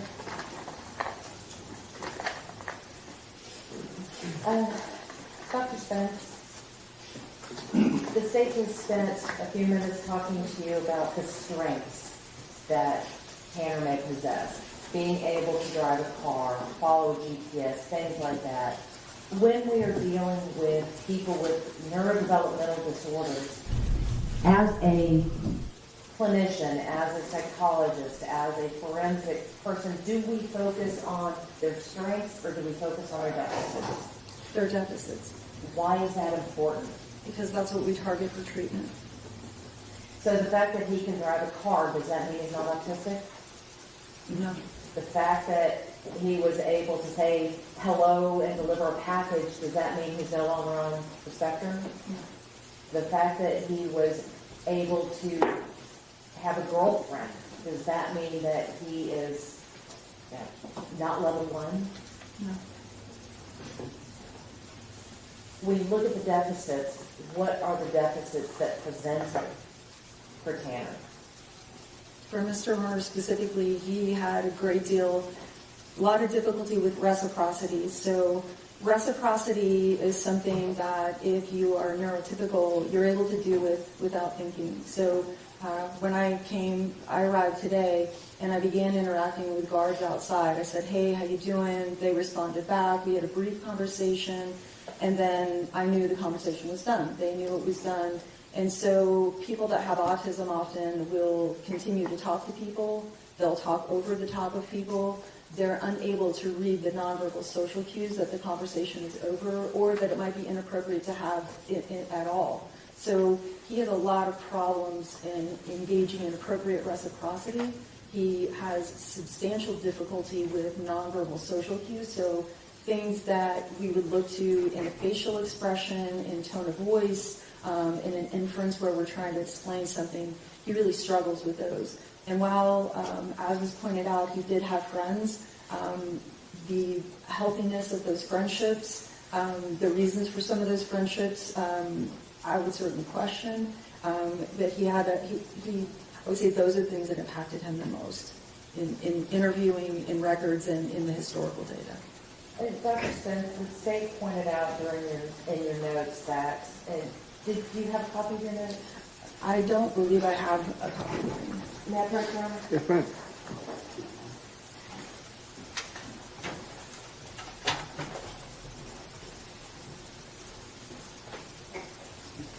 I believe this was the case that the prosecutor had mentioned, where you had noted at the bottom that there was lots of acid.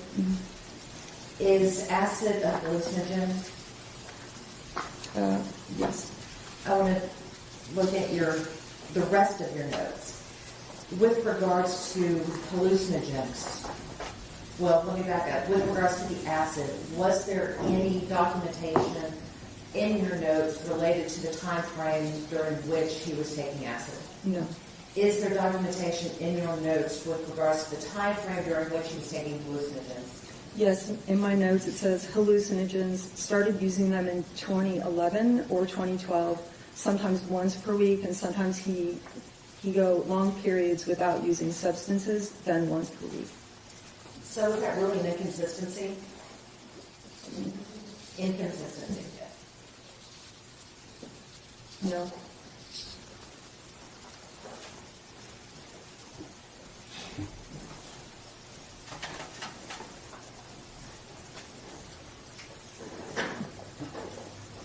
The last thing that the state talked to you about was Tanner had been in segregated populations, so he didn't have access to others.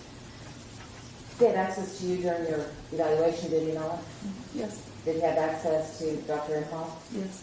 Did he have access to the other experts who evaluated him? Yes. Did he have access to the guards on transport?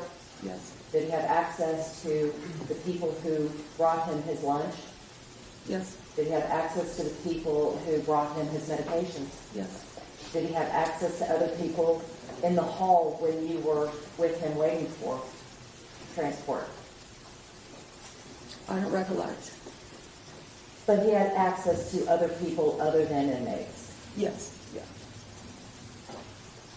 Did he attack any of those people? Not to my knowledge. I'll pass the witness. Mr. Stanton, No further on. may Dr. Spence be excused? No objection. Thank you, ma'am, and thank you very much.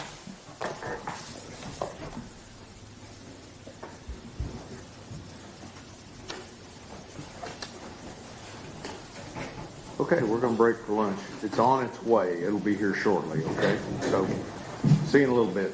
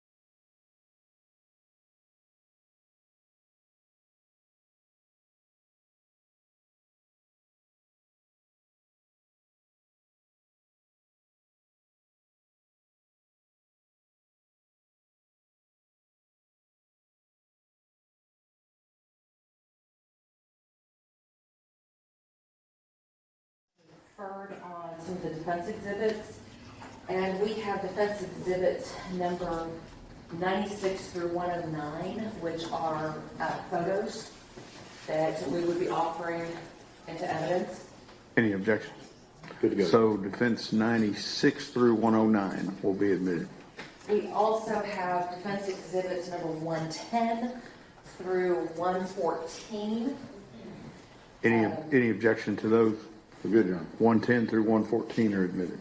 Actually, no, I think you had the objection to 114. Oh, I had one objection, 114, so 110 through 113. Okay. 110 through 113, no objection, and we would offer 114 for record purposes. Any objection for purposes of the record? Noted. All right, 114 is admitted for purposes of the record. All right, We ready? we ready. Let's go.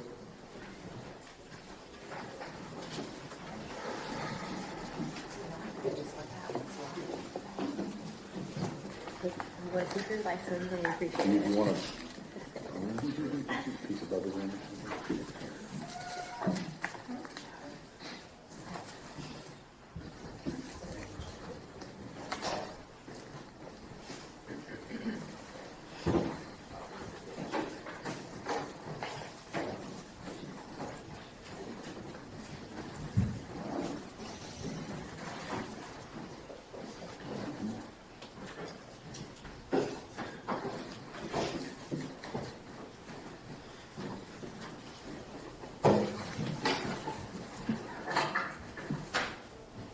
Everyone may be seated. We are ready to proceed, ladies and gentlemen. This witness has been previously sworn to testify truthfully. Can all of the members of the jury see the witness? Okay, all right, very good. Ms. Anderson. Thank you, Your Honor.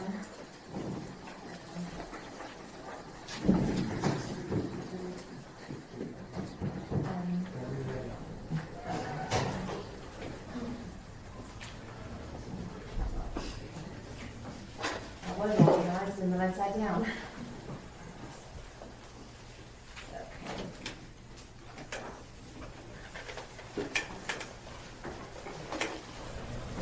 Good afternoon.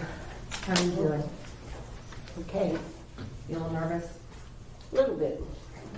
Well, Can all of the members of the jury hear the witness? Okay, all right.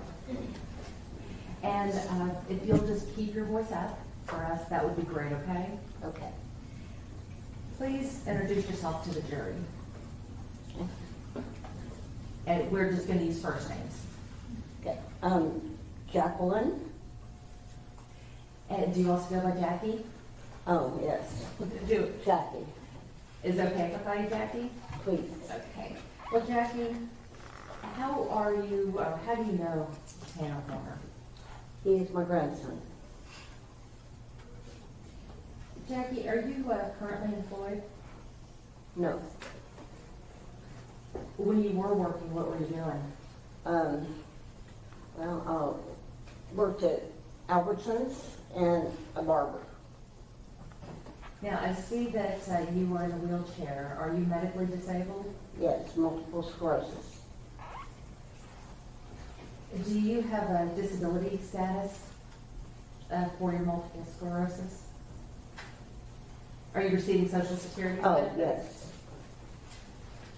yes. Jackie, I want to talk to you a little bit about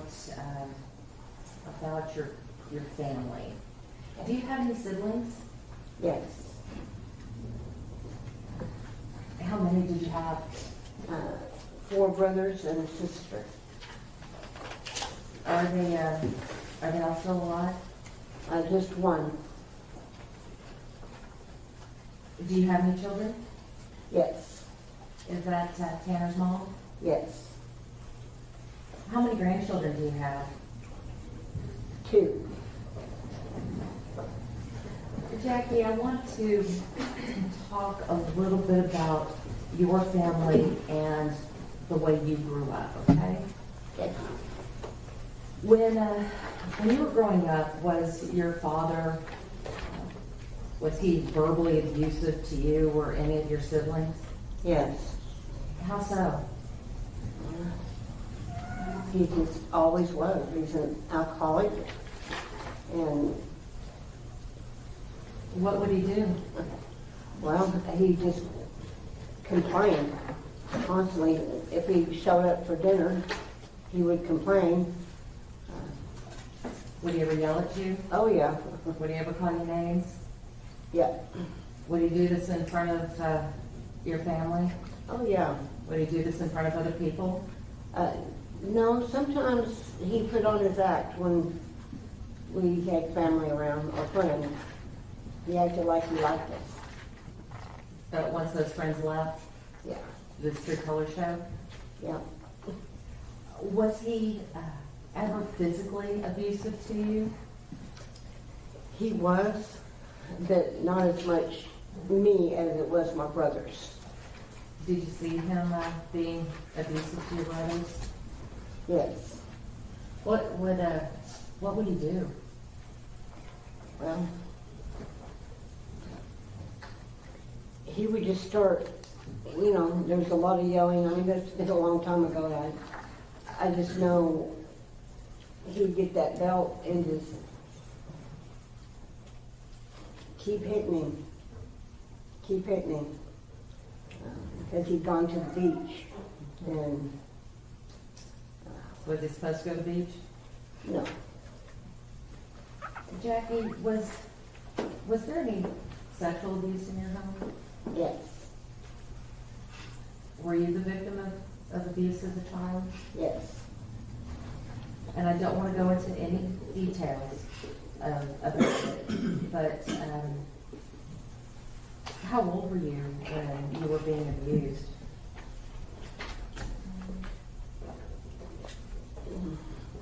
Very little. How often would this abuse occur?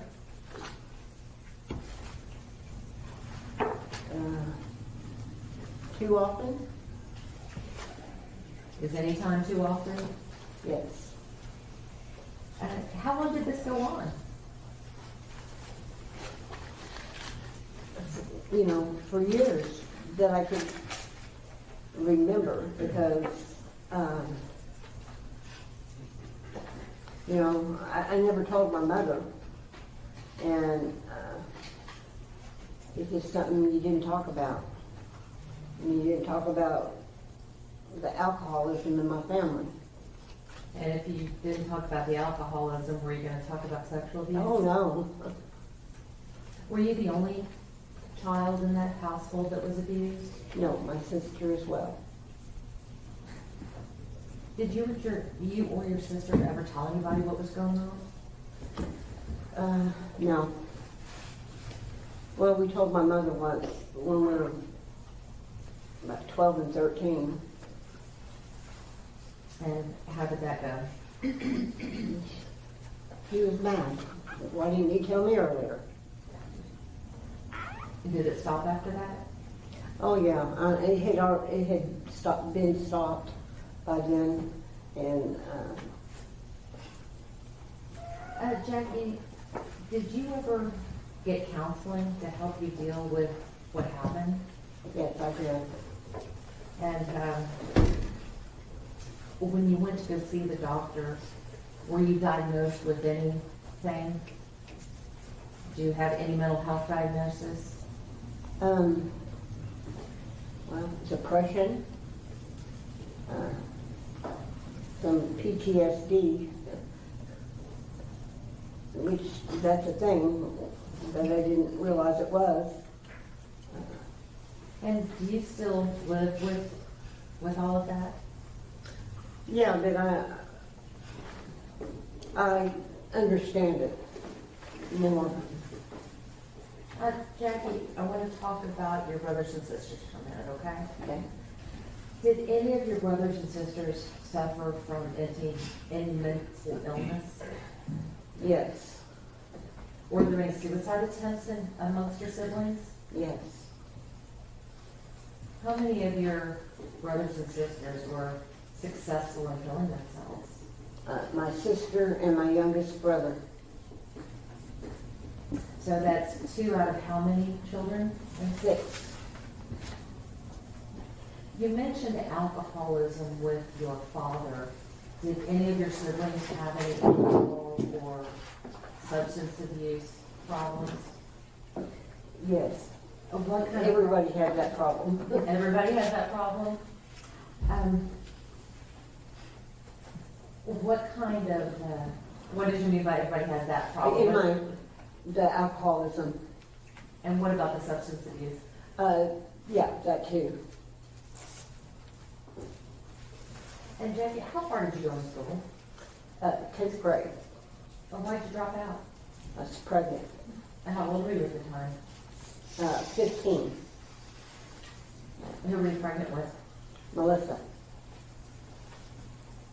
At any time did you go back and get your GED? I did. And why'd you go get your GED? Because I dropped out so early, and back then people had said, well, if you don't get your GED, it'd be hard for me to get a job. And I had to have it to get my barber's license. When did you get your barber's license? 1976. How long did you work as a barber? 40 years, Do you like it? yeah. Why'd you stop being a barber? Well, because I needed something that had benefits, and Albertsons had that. And so you went to work for Albertsons? Mm-hmm. You mentioned that you dropped out because you had become pregnant.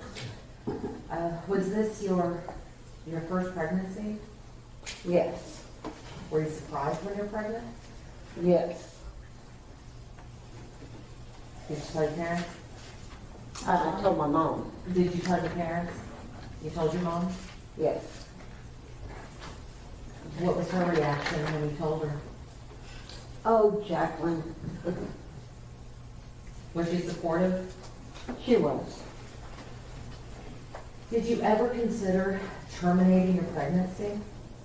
Yes, Did you ever try to terminate that pregnancy? yes.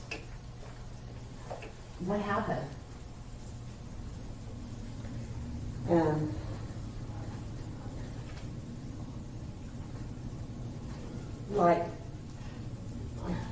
Like what? Well, tell me, how did you go from having the idea to terminate the pregnancy to trying to terminate the pregnancy? Well,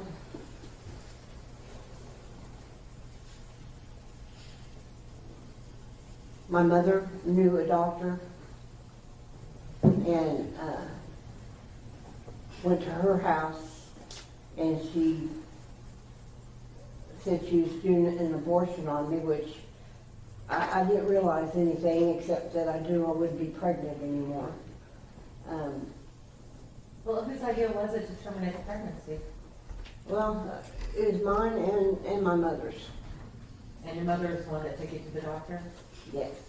So after your mother took you to the doctor to try to terminate the pregnancy, I guess the question I have is, was the abortion successful? No. How old, well, were you able to carry that child to term? Yes. And how old were you when your daughter was born? I turned 16 a day after I had her. Did you have a difficult birth? No, Any complications? no. Were you worried because of the failed abortion attempt? Yeah, I was real worried. But instead you had a healthy baby girl? Yes. May I approach her? Yes. And actually, Jackie, I'm going to hand you what has already been admitted as defense exhibits 96 through 109. Okay, so I'm just gonna let you hold on to those because I'm gonna put them up on the screen. Oh, okay. Okay.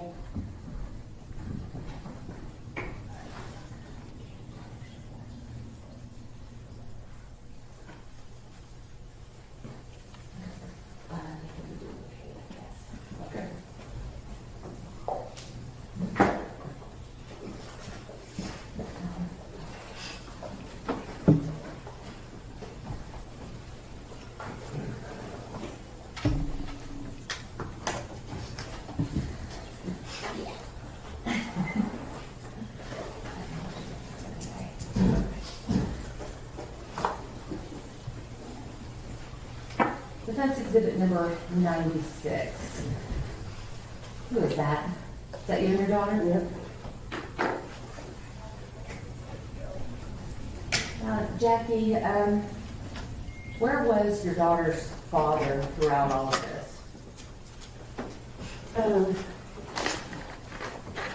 Well, we were together, except not living together, but with, he was at his parents' house and I was with my mom's house. So, did you two ever get married? Yes. And how long were you married? About 3 years. How old was your daughter when you divorced? 3.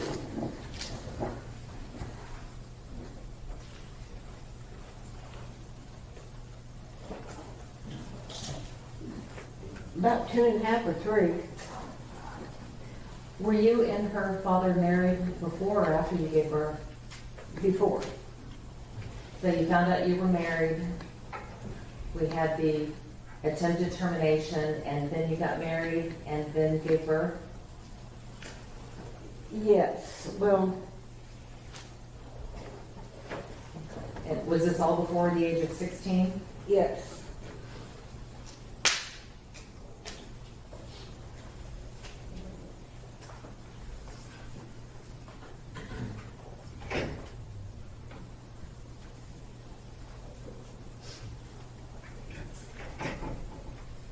Did your daughter's father ever pay child support for her after y'all separated and divorced? No. How did you support your daughter? I worked normally 2 jobs. And what kind of jobs did you have at that time? I'd be a waitress, and then I was a shampoo girl for like 4 years before I decided to go to Barber College. Jackie, I want to move on a little bit, and I want to talk about your second husband.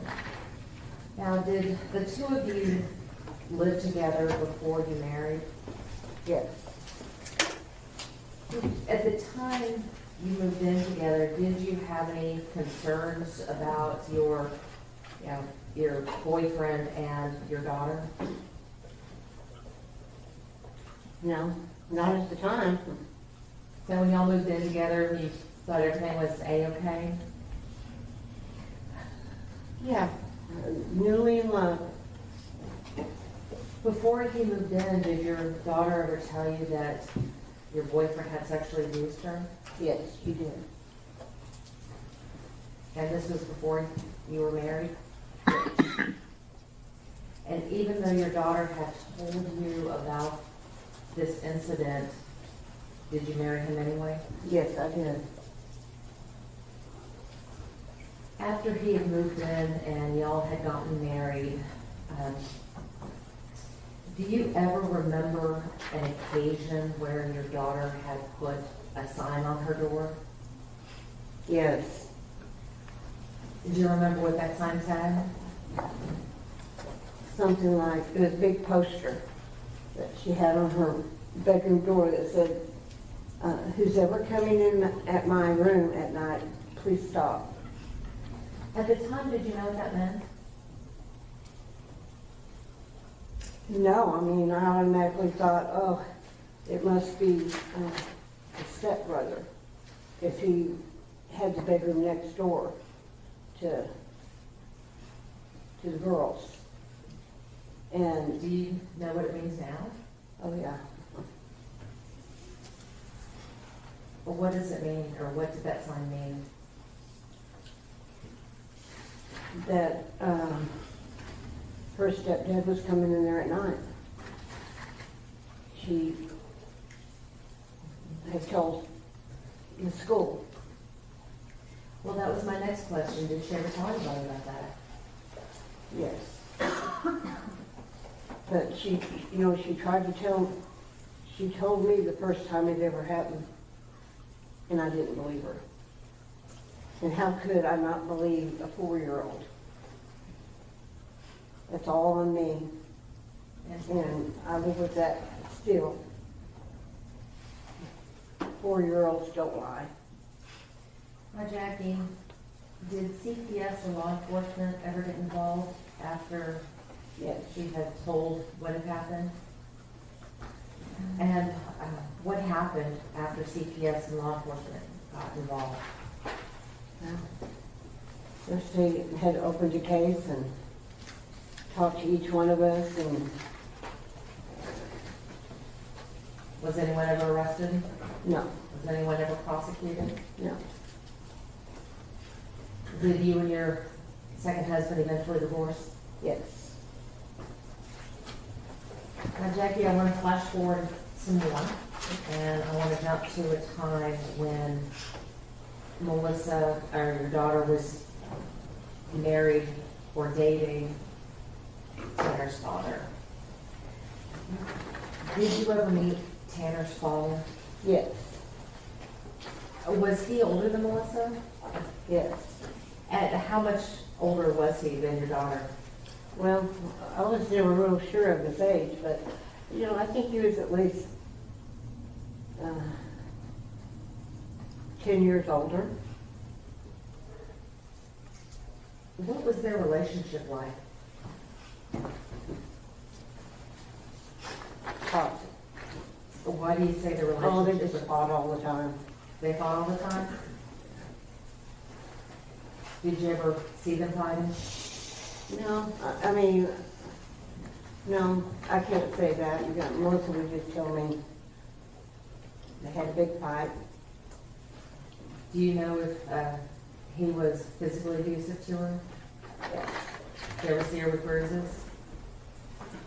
No, can't say I saw any bruises, but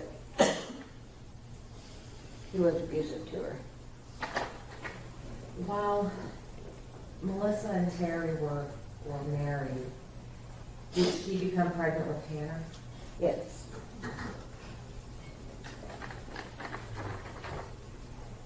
Was this her first pregnancy? Yes. The one with Tanner was her first pregnancy? Yes. Did she seem happy about becoming a mother? Yes. He was very excited. Or what do you mean by very excited? Oh, she was just happy. She was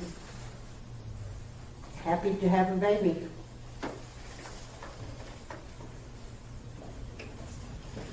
At the time she became pregnant with Tanner, was she working? Yes. And after she gave birth, did she go back to her job? Yes. When she had gone back to working, how old was Tanner? If you can remember.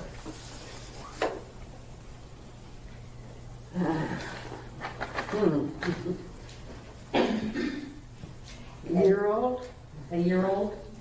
maybe. I'm not sure. When Melissa was working, who kept Tanner? I did a lot. Where was his father at this time?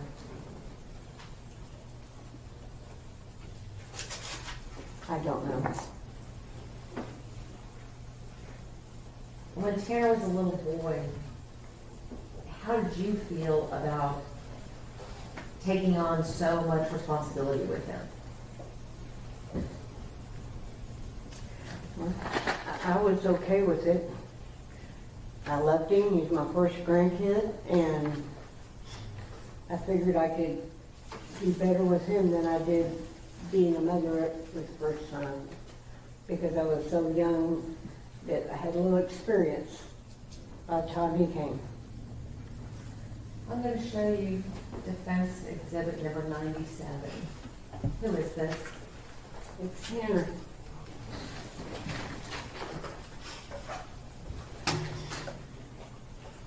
And the rocking chair my mother made for him. Your mother made that for him? Mm-hmm. But she painted it all. What was painted on that?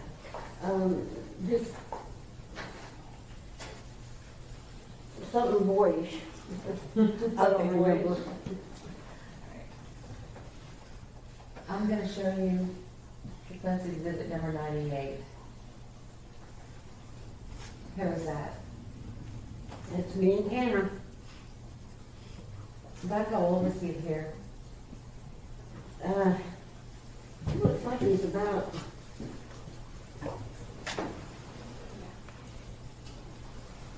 2. I see that big smile on your face. Were you happy to keep him?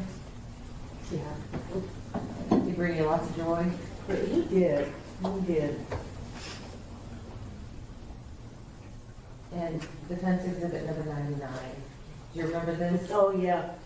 What's going on in this picture? Oh, we were just in the front yard, walking around, and he always would pick those up and blow on it. So it, until it was empty.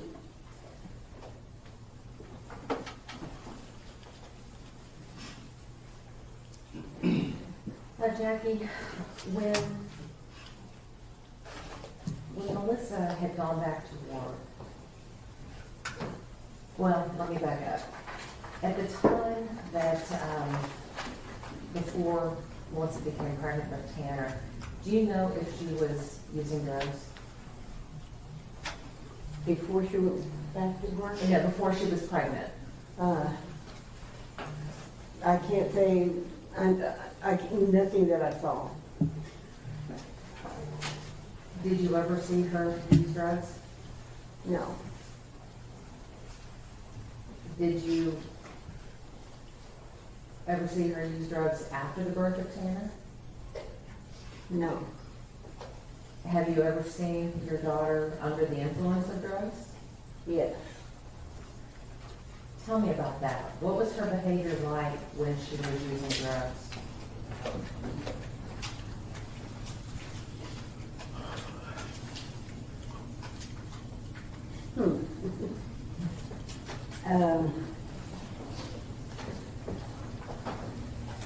Maybe red eyes. And how did she behave? Well, she was happy, and then, she was at work, and would come home and see Tanner. I mean, she was just happy as can be. Then what makes you think that she was under the influence of drugs at the time? Well, because she came home from work. Now, Jackie, has your daughter ever overdosed from drugs?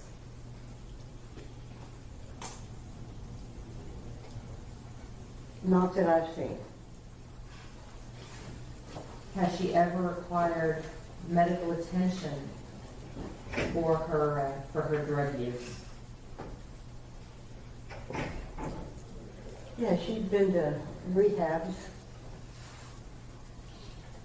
So I'm going to show you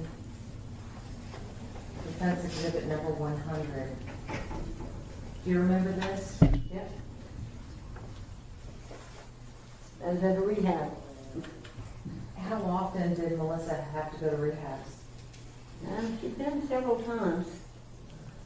And always wanted to go because she knew she needed it. She just really struggled. You said that she'd gone several times. When you say several times, is that more than 4 times? I don't recall, but that sounds good. And this photo, defense exhibit number 100, was that taken in one of the rehab facilities? I'm sorry, what? Defense exhibit number 100, was that taken in one of the rehab Yes. facilities? Yes. How many times did you have to go visit with her in a rehab facility? Several times. And you said she had struggles with the drugs. What kind of struggles did she have?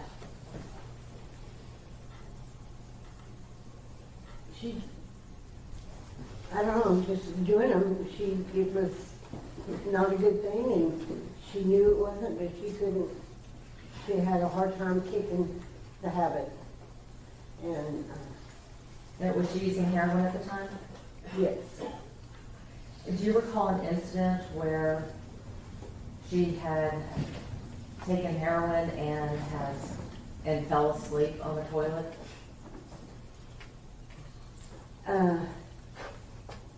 I think I've heard that.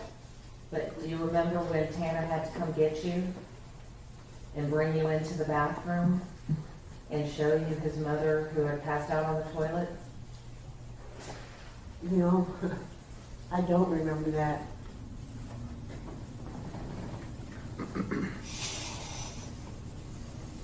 I heard about it after, but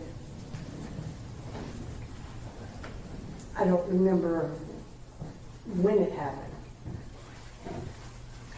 And if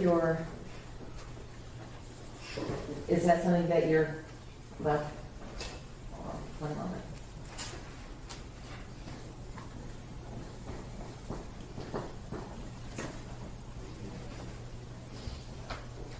Did your daughter ever have mood swings? Yes. Did she ever have act paranoid? Yes. When did you first started noticing, the paranoia and the mood swings?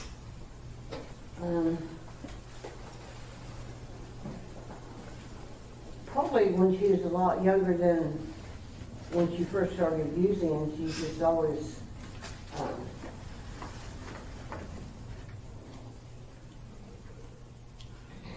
I think it's because she's bipolar, and I think it started happening early in her age. And so your daughter's bipolar? Yes.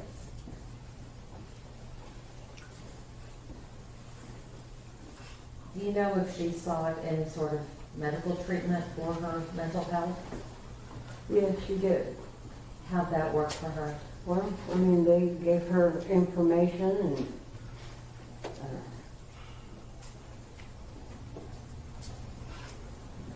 she gave her the information, and she would tell me what they like, what else she was diagnosed with that, and she needed to go to counseling and probably get on medicine, in which she had tried, and she didn't like the feel of it. And Jackie, do you love your daughter? Yes, I do.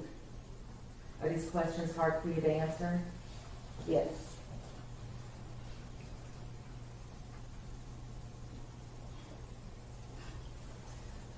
I want to talk to you about your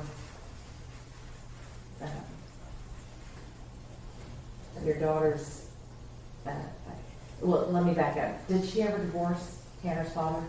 No, they never got a divorce. But did they separate at some point? Yes.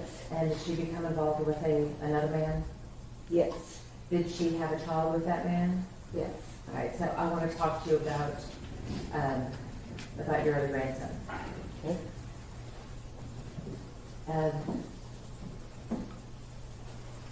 How did Tanner react when he found out that he was going to be a big brother? Oh, he was very excited. Very excited. What made you think he was excited? Well, he was just always, he just couldn't wait till the baby was born, and the day she went into labor, they were at the hospital, and we went and stopped by McDonald's to get something to eat, which he liked going there, and we sat there and ate, and then he threw up.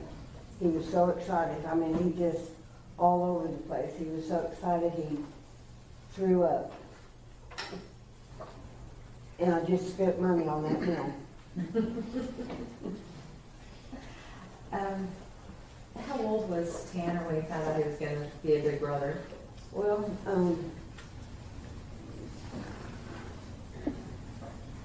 he was either 9 or 10. He was 10 when he was born, so. I'm gonna show you what is defense exhibit number 101. Is that Tanner and his little brother? Yeah. What do you think about when you see that photo? It shows the innocence, how little they were, and how precious that picture is.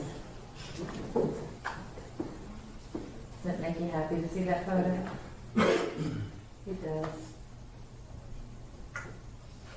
Now, defense exhibit number 102. Is this a picture of your daughter and her 2 sons? Yes. Approximately how old is Tanner at the time?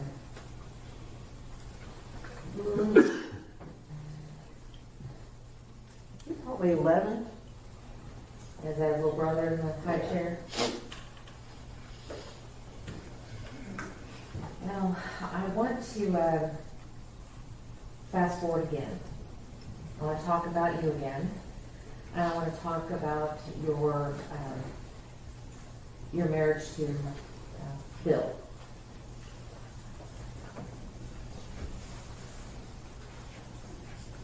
Your husband, is that your third husband?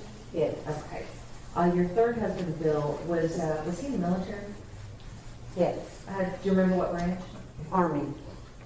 Do you know if he had ever been deployed? Yes.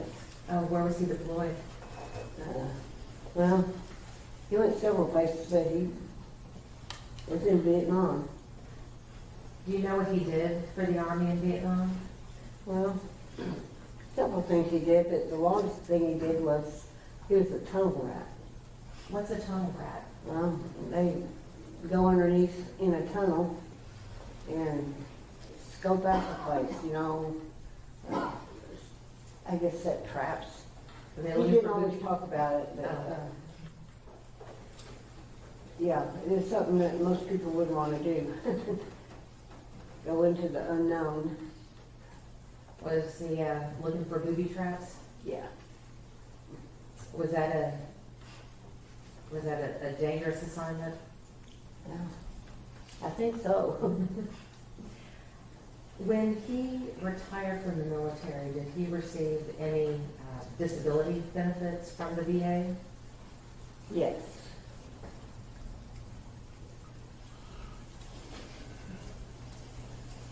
Would you describe Bill as a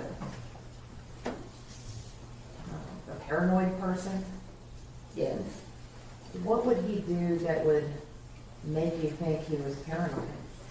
Well, he was always, you know, always trying to find something wrong.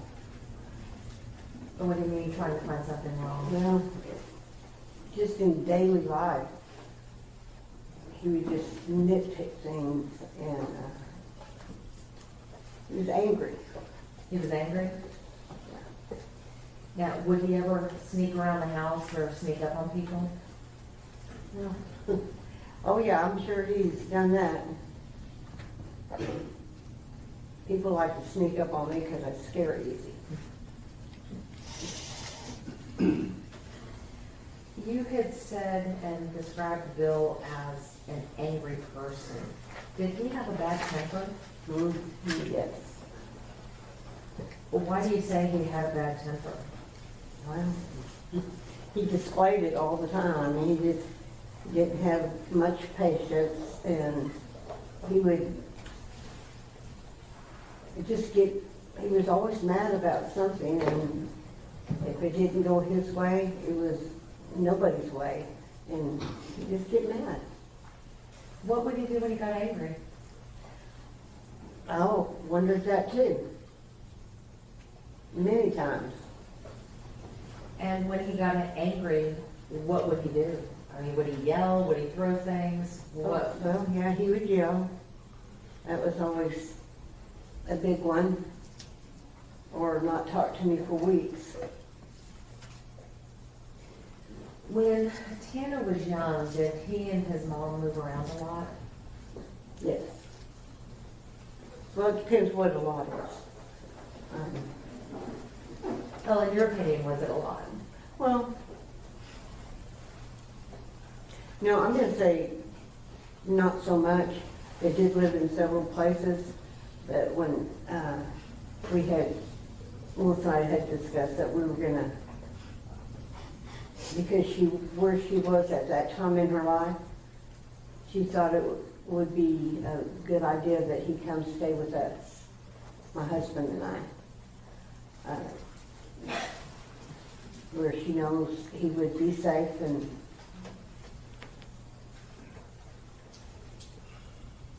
How old was he when he came to, how old was Tanner when he came to live with you? I'm gonna say probably about 3 or 4.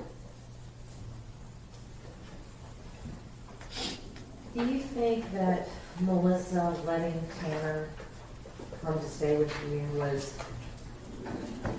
her way of trying to give him a better life? Oh yeah, I mean, that's what she said, Mom, because I'm not doing the right thing and I know it. She just wanted to, she knew he'd be safe with us.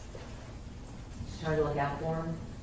Oh yeah, Because she knew that he was safe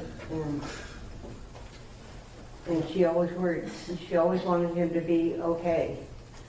But he didn't have that many babysitters, you know, we were babysitters. And she just didn't trust very many people. Jackie, what kind of things did you do for Tanner when he came to live with you?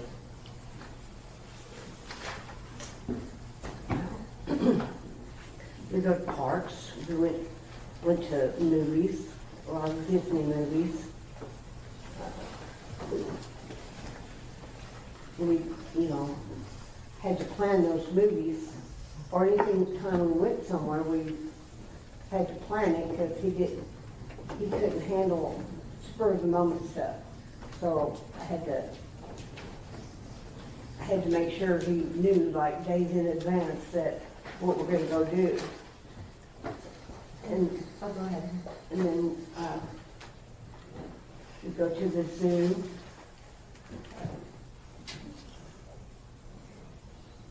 When you said that he didn't like spur of the moment, what do you mean by that? It was too quick of a decision. I mean, I'd have to plant the seed and he'd have to think on it, I guess. That's what ended up working better, especially, you know, that all started with doctor's appointments. That he got to where he handled that and he knew that I would remind him every day of something that we had planned. Did it work better for him to know in advance? Yes.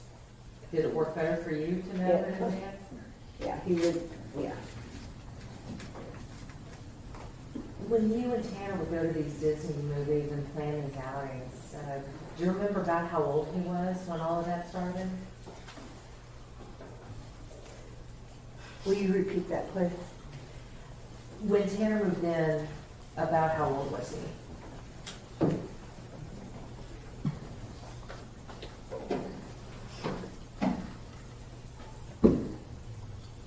I'm gonna say probably about 6, 7. Did you enroll him in school? Yes. I first enrolled him in daycare. So, because I worked. Which, How old was he when you, if you recall, when you enrolled him in daycare? Was it before he started elementary school? Yes.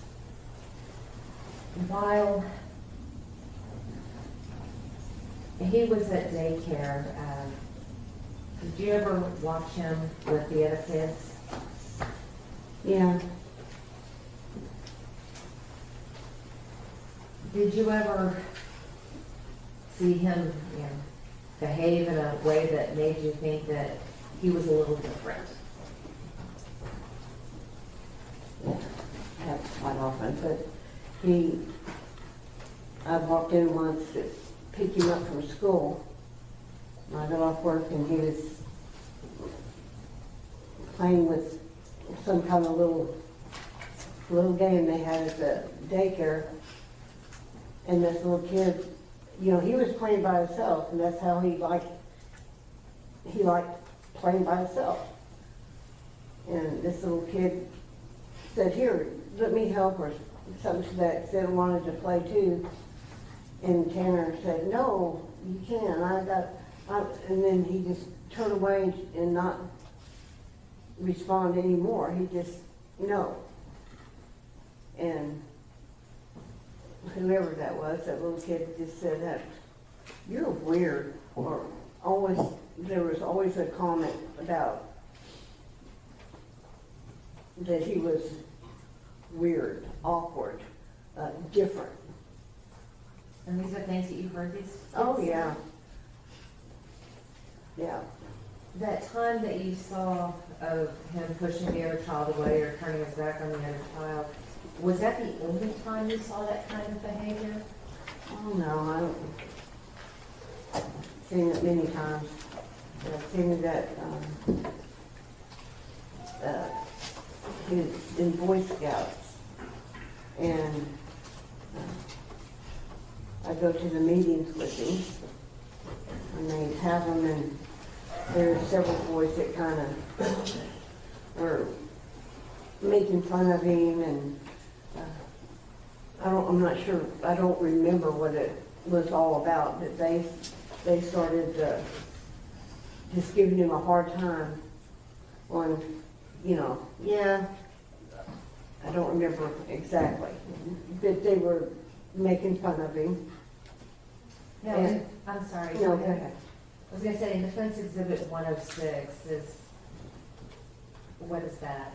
He's getting some kind of a award for Cub Scouts. So was this taken when he was, Yeah.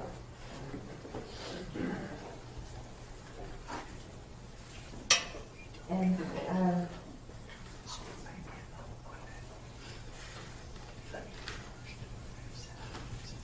when you would watch Tanner at daycare,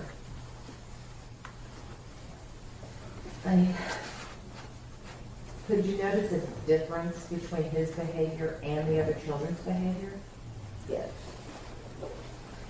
Did you see that same behavior when Tanner was at home? Yes. At some point, did you ever take Tanner, or was it suggested that Tanner go be tested? Yes. Did Melissa take him to get tested? Yes, she did. She was all on top of that because we knew there was just someone connecting. What was Tanner's diagnosis when you went to go get him tested? What was the diagnosis? Well, he had ADHD and Asperger's syndrome from the Child Study Center. How did you feel when you found out that he had a diagnosis? Relieved that we know it was something instead of what could it be. Was Melissa relieved as well? Yes. How did Bill respond to the diagnosis of Asperger's? He didn't say a whole lot. He just, through the years, he just say, we'd say, well, part of his Asperger's, and, you know, people just think that's an excuse for his behavior, and then he'd say, you know, there ain't nothing wrong with that boy. Even a lot of times it was very obvious there was something wrong. Did you or Melissa treat Tanner any differently because of his diagnosis?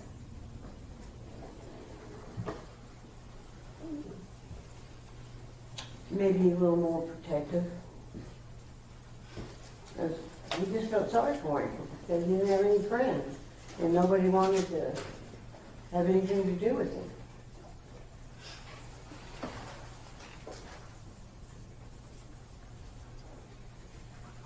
When you say that you were protective of him, how were you protective of him? Him getting bullied, as he didn't always show that it bothered him, and it bothered him. Were you there to support him? Yes. Because of his Asperger's diagnosis, were you able to get any Social Security benefits? Yes. How old was he, if you recall, when he first started to get benefits?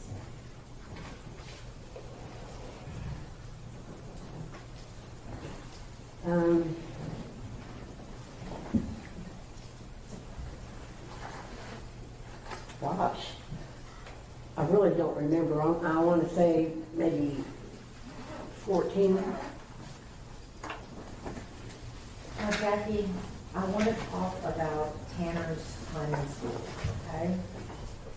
I want to show you what has been offered as Defendant's Exhibit 103.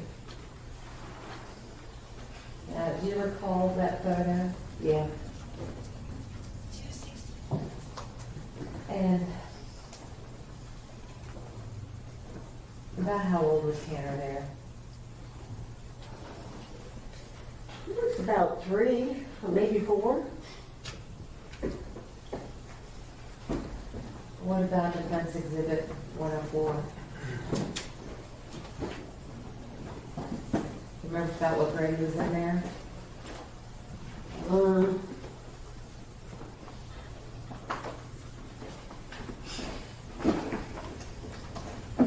Could that have been the 4th grade?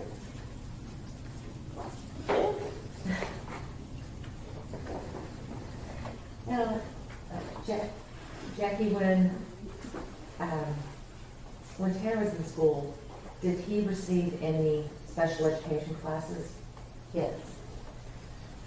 Do you know why he was in special education? For his Asperger's, and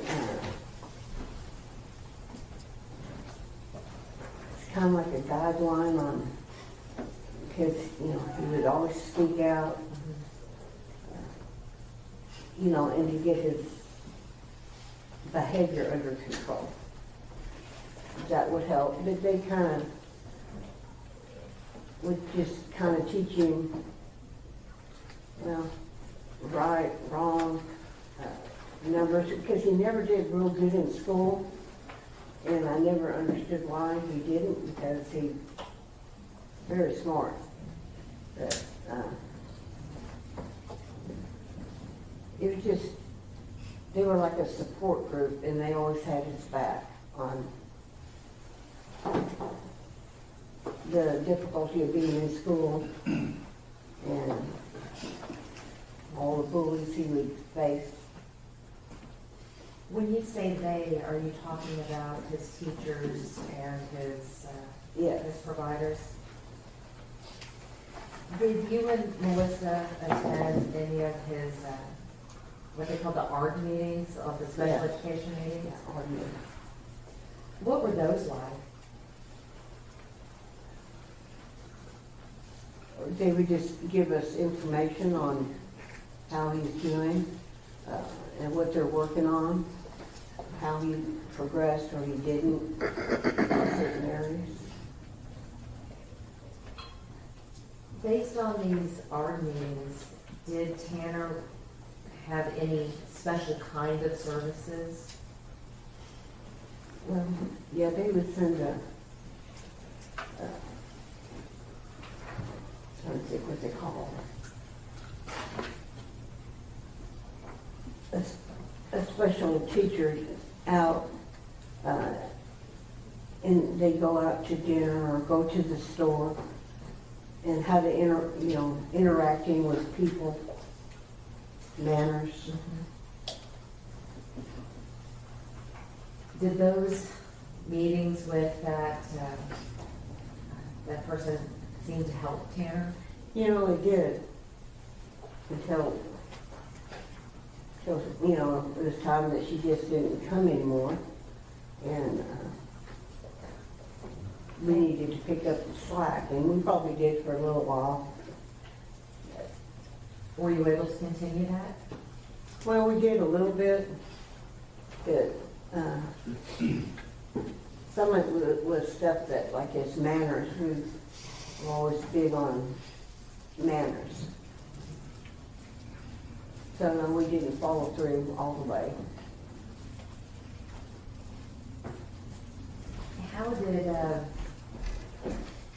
How did Tanner react when he stopped having these meetings with his teacher?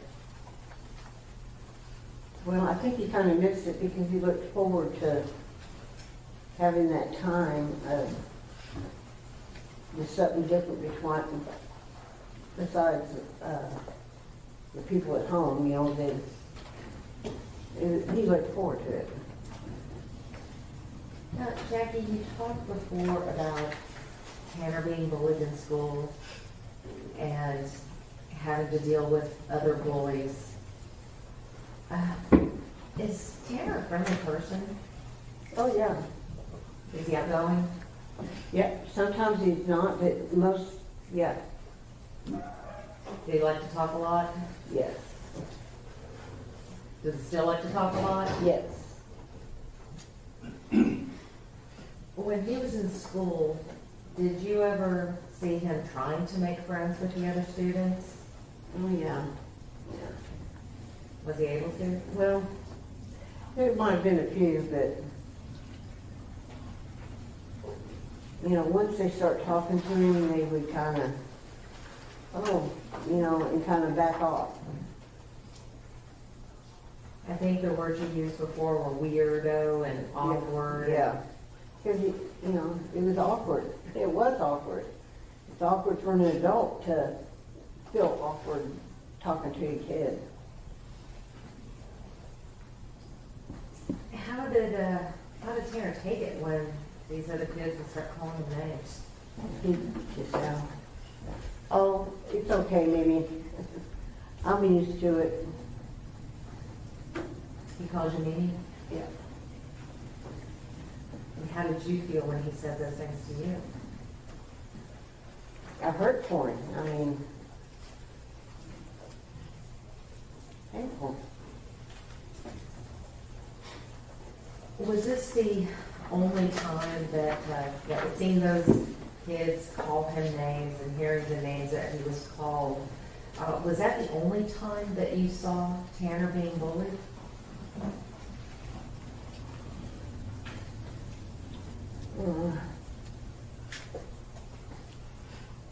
Not, Do you recall an incident at a wrestling match? oh yeah. Tell us about that. What happened? The wrestling match was over, and Tanner was walking in front of me, going to get a drink, and some guy that had been wrestling too walked up next to him and just kind of, hey, you punk, you weirdo, or what are you doing? You're not going to do, just all kinds of put downs to him. And he didn't know who I was, but I said, why are you talking to him like that? Because he realized there was somebody with him. But that just came out of nowhere. He just ran up there and started bad-mouthing him. And then again, he tries to make me feel okay about what happened. So even though Tanner's the one that is being bullied, he's trying to comfort you? Yeah, I mean,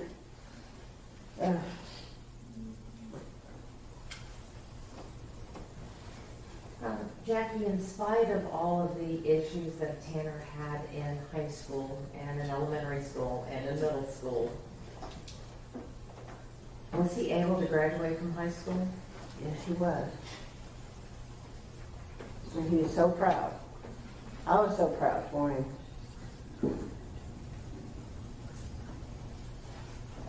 Was he the first person in your family to actually graduate from high school? Yes, he was. That was a big accomplishment. I'm going to show you what is, I believe, Defense Exhibit 107. Is that a copy of his high school announcement? Yes. So it was, other than the fact that he was the first person to graduate, was the fact that he graduated a big deal for your family? Yes. And why was it a big deal Well, I for mean, you? because he graduated, right? It wasn't a real popular thing in my family or his dad's side of the family. I don't think anybody else had graduated. And he just wanted to, you know, make his parents proud. Was that important to him? Well, yeah. Because he wanted to be the only one to do that. Yeah, one minute. Yes, ma'am.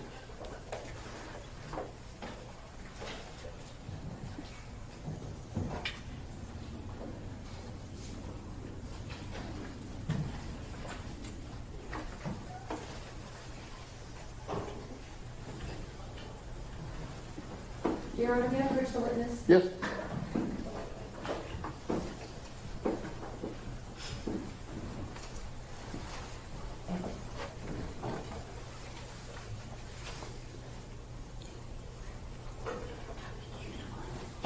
And Huh?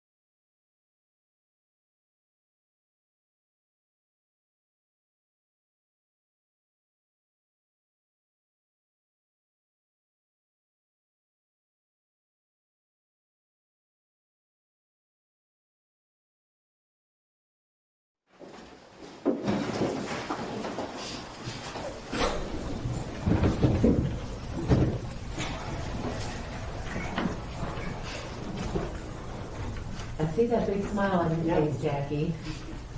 Why are you smiling? Well, that's his diploma that they handed him, walking across that stage.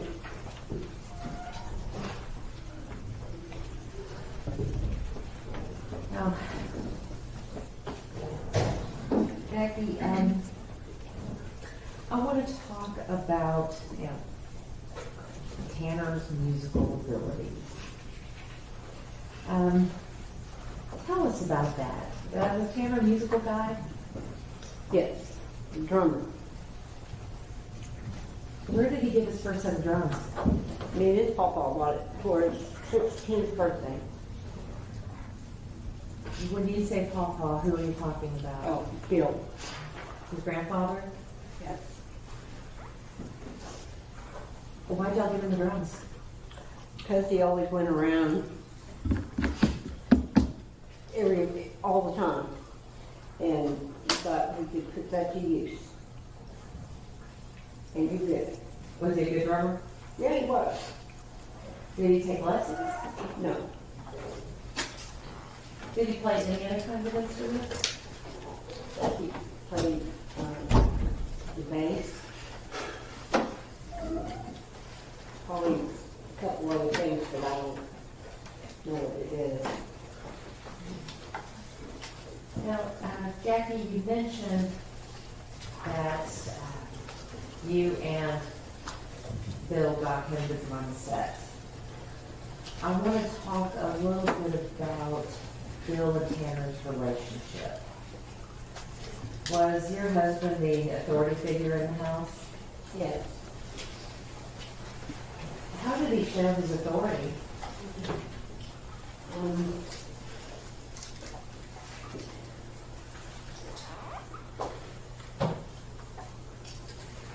By being demanding, overbearing a lot of times, and he wants to like get a point across that wasn't, see. He's not angry at all. And sometimes that's how he just kind of bully his way into, this is what you do. For instance, go out and mow the yard, Tanner. And he never showed him how to mow the yard. And he'd get out there and just do it either way. And then, why didn't you use your head? Do I have to show you everything? It's just little things that he thought would have been easy for him. And then when things weren't going exactly how he thought it should be, it was always a problem. Were there some things that it took Tanner a little while longer to catch on to? Oh, yeah. What kind of things? Pardon me? What kind of things? I'm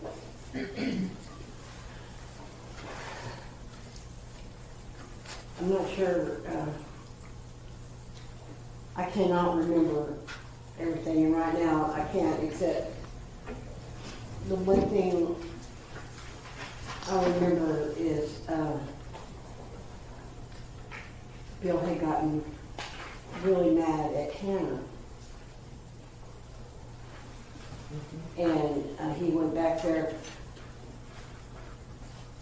to his room and just, started complaining to him. And then he came back up and he said, I've had it with him. I'm going to get that stick that I told you about, and I'm going to take him down. And he actually said, I didn't actually believe him at first. Okay, now Jackie, I'm going to stop you right there for a minute because we had a lot of he's and hims. And I want to make sure that the jury understands who we're talking about, okay? Yeah. You said that he went back to his room. Who went back to whose room? Bill went back to Tanner's room. Had they had an argument before? Yes, but I had not heard about it. Or if I did, it'd been days or weeks. And you mentioned something about a stick.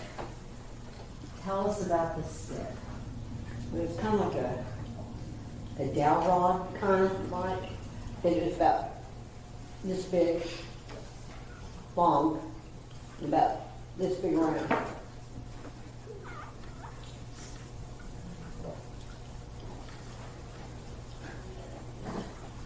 Is that the stick that you're referring to on defense exhibit number 109? Yes.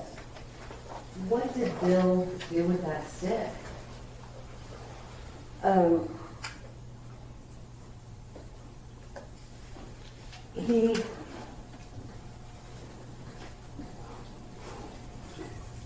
He told Tanner, stand still. Just stand still. And Tanner just standing there, yeah. After I'd already told him, I said, Tanner, you need to leave because he's mad. He said, I said, you need to leave because he's mad. And he said, Papa wouldn't hurt me.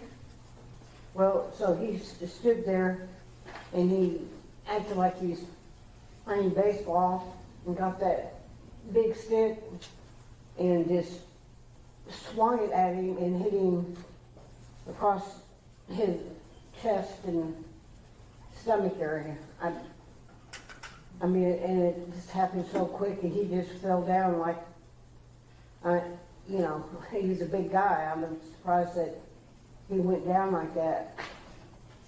So, Bill hit, I mean, he said that he took it like a baseball. Oh, yeah. And he swung and hit Tanner with that stick that's in defense exhibit 109? Yes. When you say that Tanner went down, what do you mean he went down? I mean, he did. He just went down like a rag doll. Were you afraid? Oh yeah.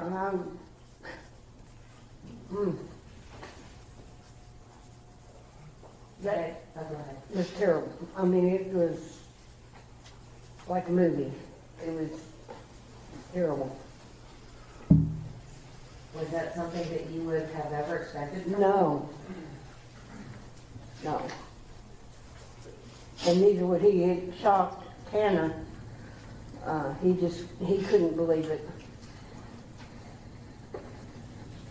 What did Tanner do after Bill had hit him with that stick? You know, he was crying, went back to his room, and came back about 15 or 20 minutes later, bleeding everywhere. He cut his arm, and it was just, blood was just pouring out. And Bill thought, he said, well, I guess you ought to take him to the hospital. And I did. Did Bill seem concerned at all? No. What happened when you took him to the hospital? Well, he went in and they looked at it and got, I don't remember how many stitches, but at least 10. And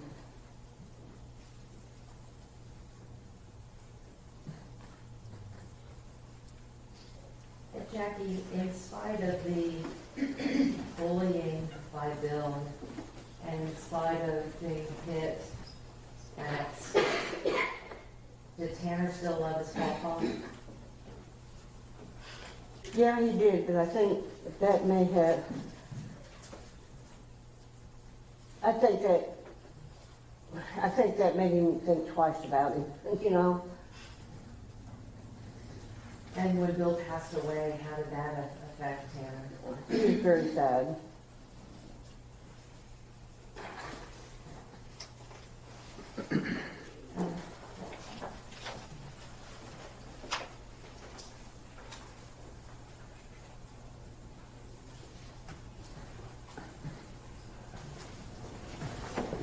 Jackie, I want to talk to you about your grandchild. Okay, my great grand, I'm sorry, your great grand, that's right.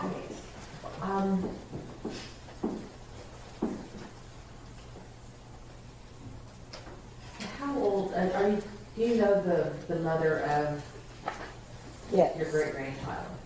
And again, we're not going to go into names. Okay. And we aren't going to talk about the name of your great grandchild either. But were Tanner and the mother together when the child was born? Were they still dating? Yes. How did Tanner react when he found out that he was going to be a father? Oh, he was real excited. Did he seem to enjoy being a dad? Yes.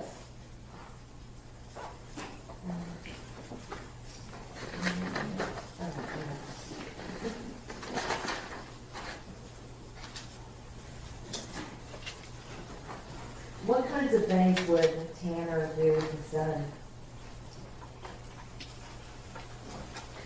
I mean, just play with him and hold him and feed him, change the diaper.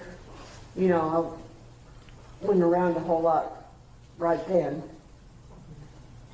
But he took good care of him. Did he like to show his son off to other people? Oh, yeah. Bring a grin to his face. May I approach your room? Yes, ma'am.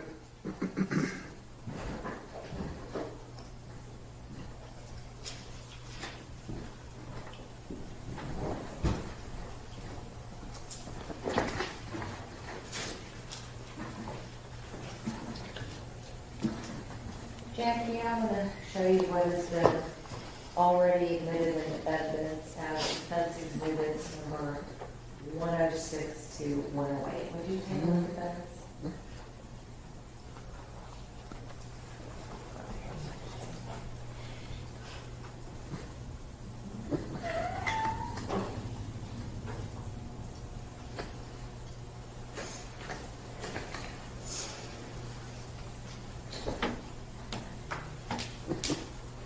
And I see you smiling again. Why are you smiling?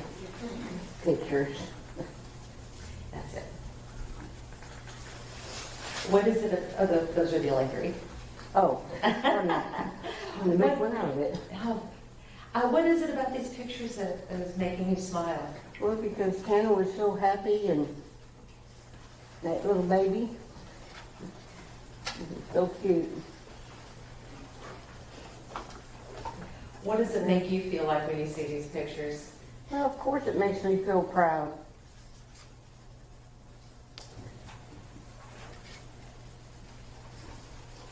I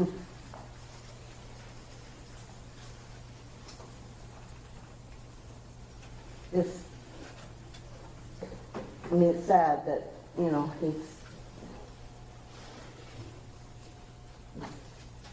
will never be a daddy that he wanted to be. But he got a little guy to be proud of.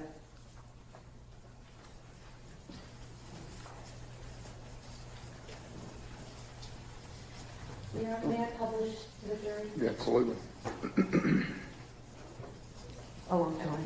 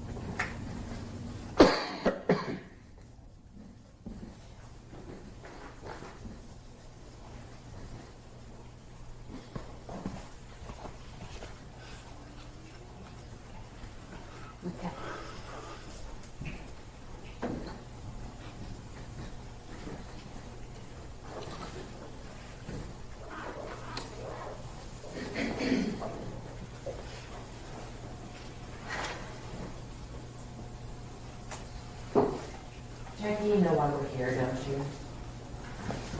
Yes, I do. You know that your grandson has pled guilty to kidnapping and killing Athena Strand. Yes. I want to talk to you about the time leading up to that horrible day, okay?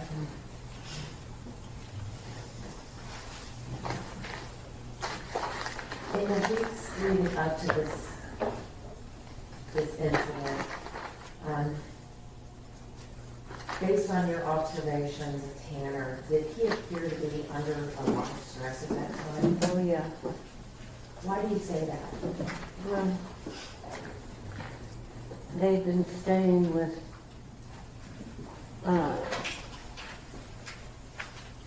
the other grandmother, and, they came over after they had some kind of a disagreement, and he was just, he'd just gotten another job,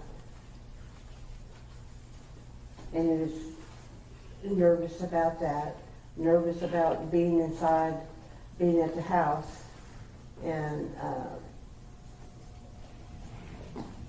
Cassie being,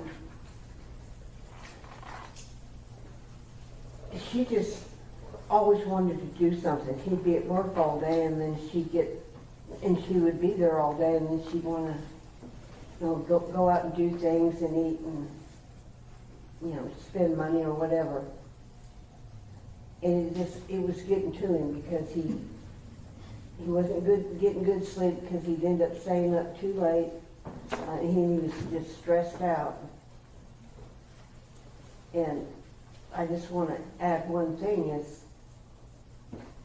he had told me that, I don't remember what day it was, but he said, I made an appointment with the doctor to get back on that medicine.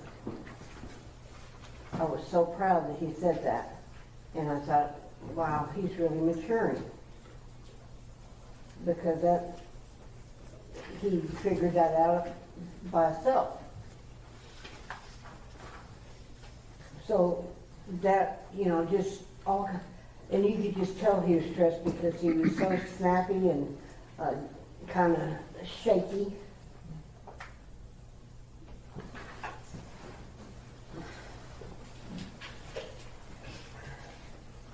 We've been talking a lot about the hard time that Tanner's had in his life. And what I want to do is I want to talk about some of the good things. Now, the defense's exhibits with pictures of Tanner and his son, would you consider that some of the good things in his life? Yes. Do you think that you and Tanner have a close relationship? Yes.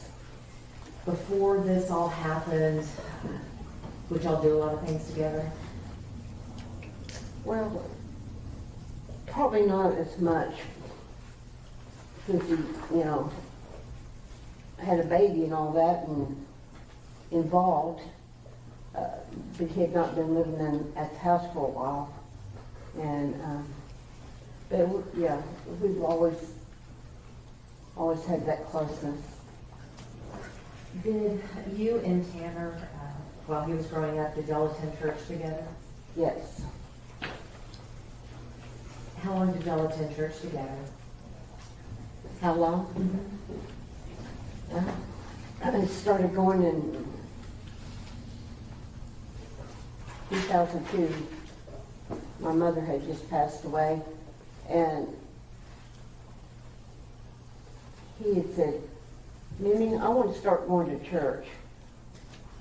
And I had been wanting to get back to church. And we visited a few churches, and then we ended up finding Outreach of Love or Legacy Church. And we went there and we loved it, and we stayed for 20 years. At some point, did Tanner step away from the church? Yes. After he started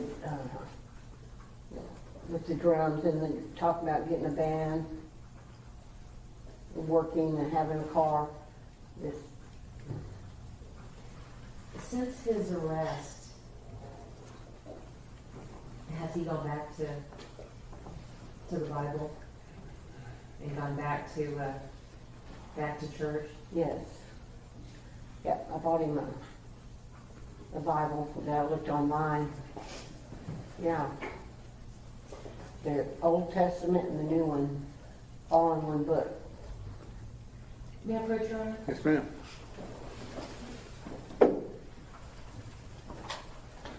Jackie, I'm going to show you what has been admitted into evidence, defense exhibits 110, 111, 112, and 113.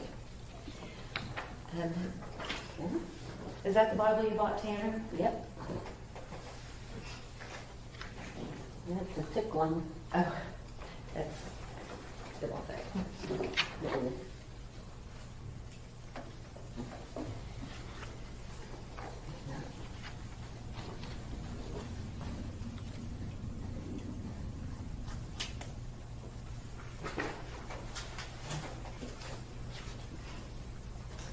Taking notes.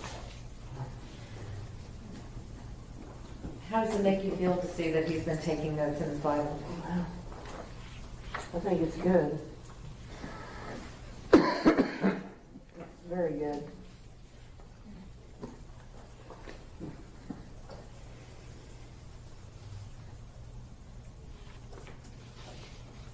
That published, Your Honor? Yes.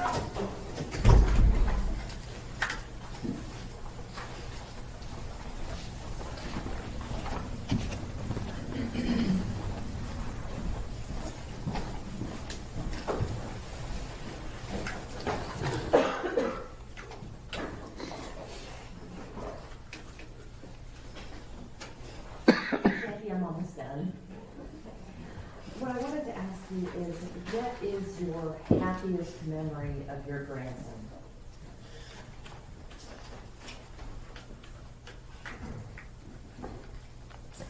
Well, there's probably several. This was in the 4th grade.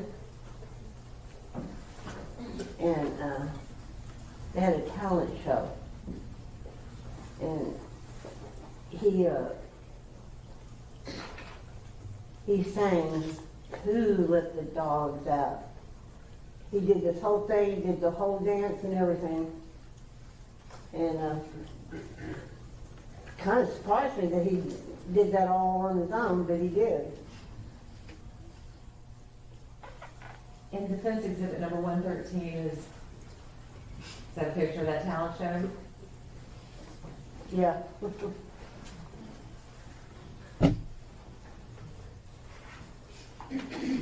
Jackie, how has all of this affected and impacted you and your family?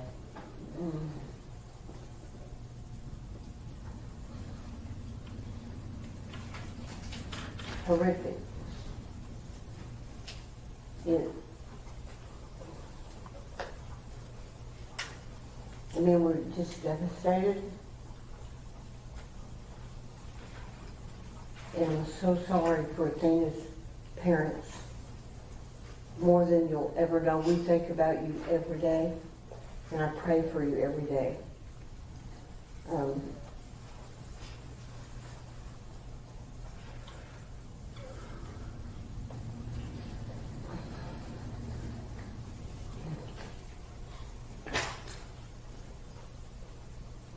I feel like there's nothing I can say to make anything better, and I'm sure there's not. I just want you to know that I have not forgotten you or your daughter. Every day we think about her. And you guys. What moment, Your Honor? Yes, ma'am. I'll pass the witness. Cross-examination. Yeah, briefly, Your Honor. This stick incident that we talked about with a picture of the stick on there, Yeah. how old was Tanner when that happened?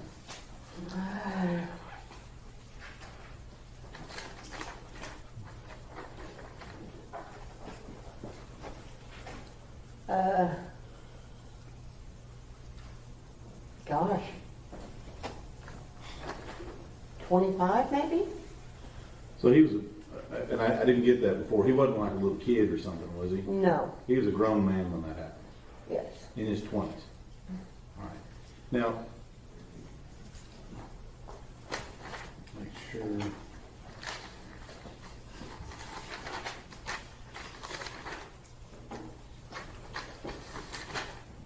It sounds like, ma'am, I just, it sounds like throughout your entire life, you have worked hard despite your struggles. Would you agree with that? Absolutely. It seems like to me, and you can correct me if I'm wrong, that you did the best of what you could with what you had. Would you agree with that? Yes. And I bet you today, if that wheelchair didn't have you bound up there, you'd still be working today, wouldn't you? Absolutely. No matter what got you down, or no matter what happened, you were still gonna do the best you could, right? Yes. Now, from the time that Mr. Horner was born, what I'm getting the impression of is that you've always been there for him, haven't you? Yes. And even all the problems with his mother and everything going on in the house, you were still working and you were still taking care of him, weren't you? Yes. And it sounds like, to me, you were pretty much his mom. Well, I was Mimi. But you fed him, right? Mm-hmm. You clothed him. Is that right? Yes. Put a roof over his head. Yes. Even into his 30s, when he was struggling, you still put a roof over his head. Yes. And I'm betting you still cook for him, even in his 30s when he was there at your place. I would, but he's a good cook. Okay. But you were still helping him even into his 30s, right? Yes.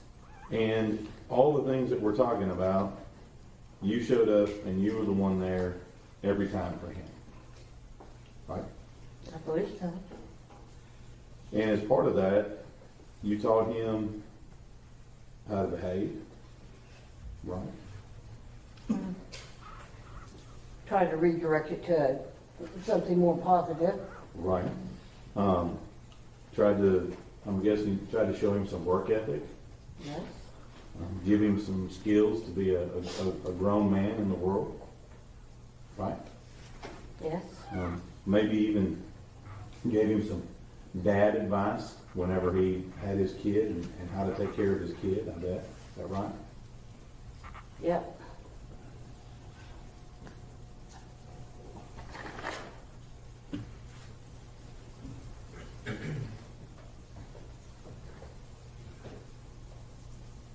Have you been keeping up with the testimony in this case? Not all of it. Not all of it? No, I'm not. When I found out I wasn't supposed to watch it, I quit watching it. I think the judge appreciates that.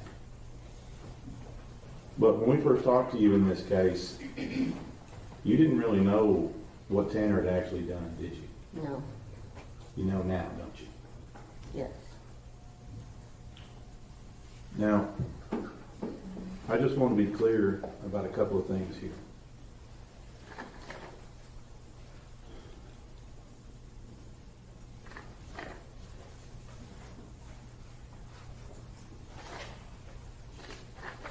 Who's responsible for putting us here today where we are today? I'm sorry, what? Who's responsible for putting us here for where we are today?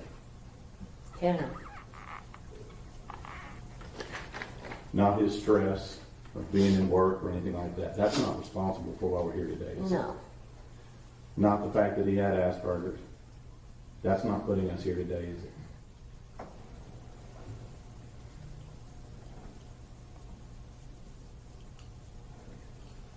You want me to answer that? Yes.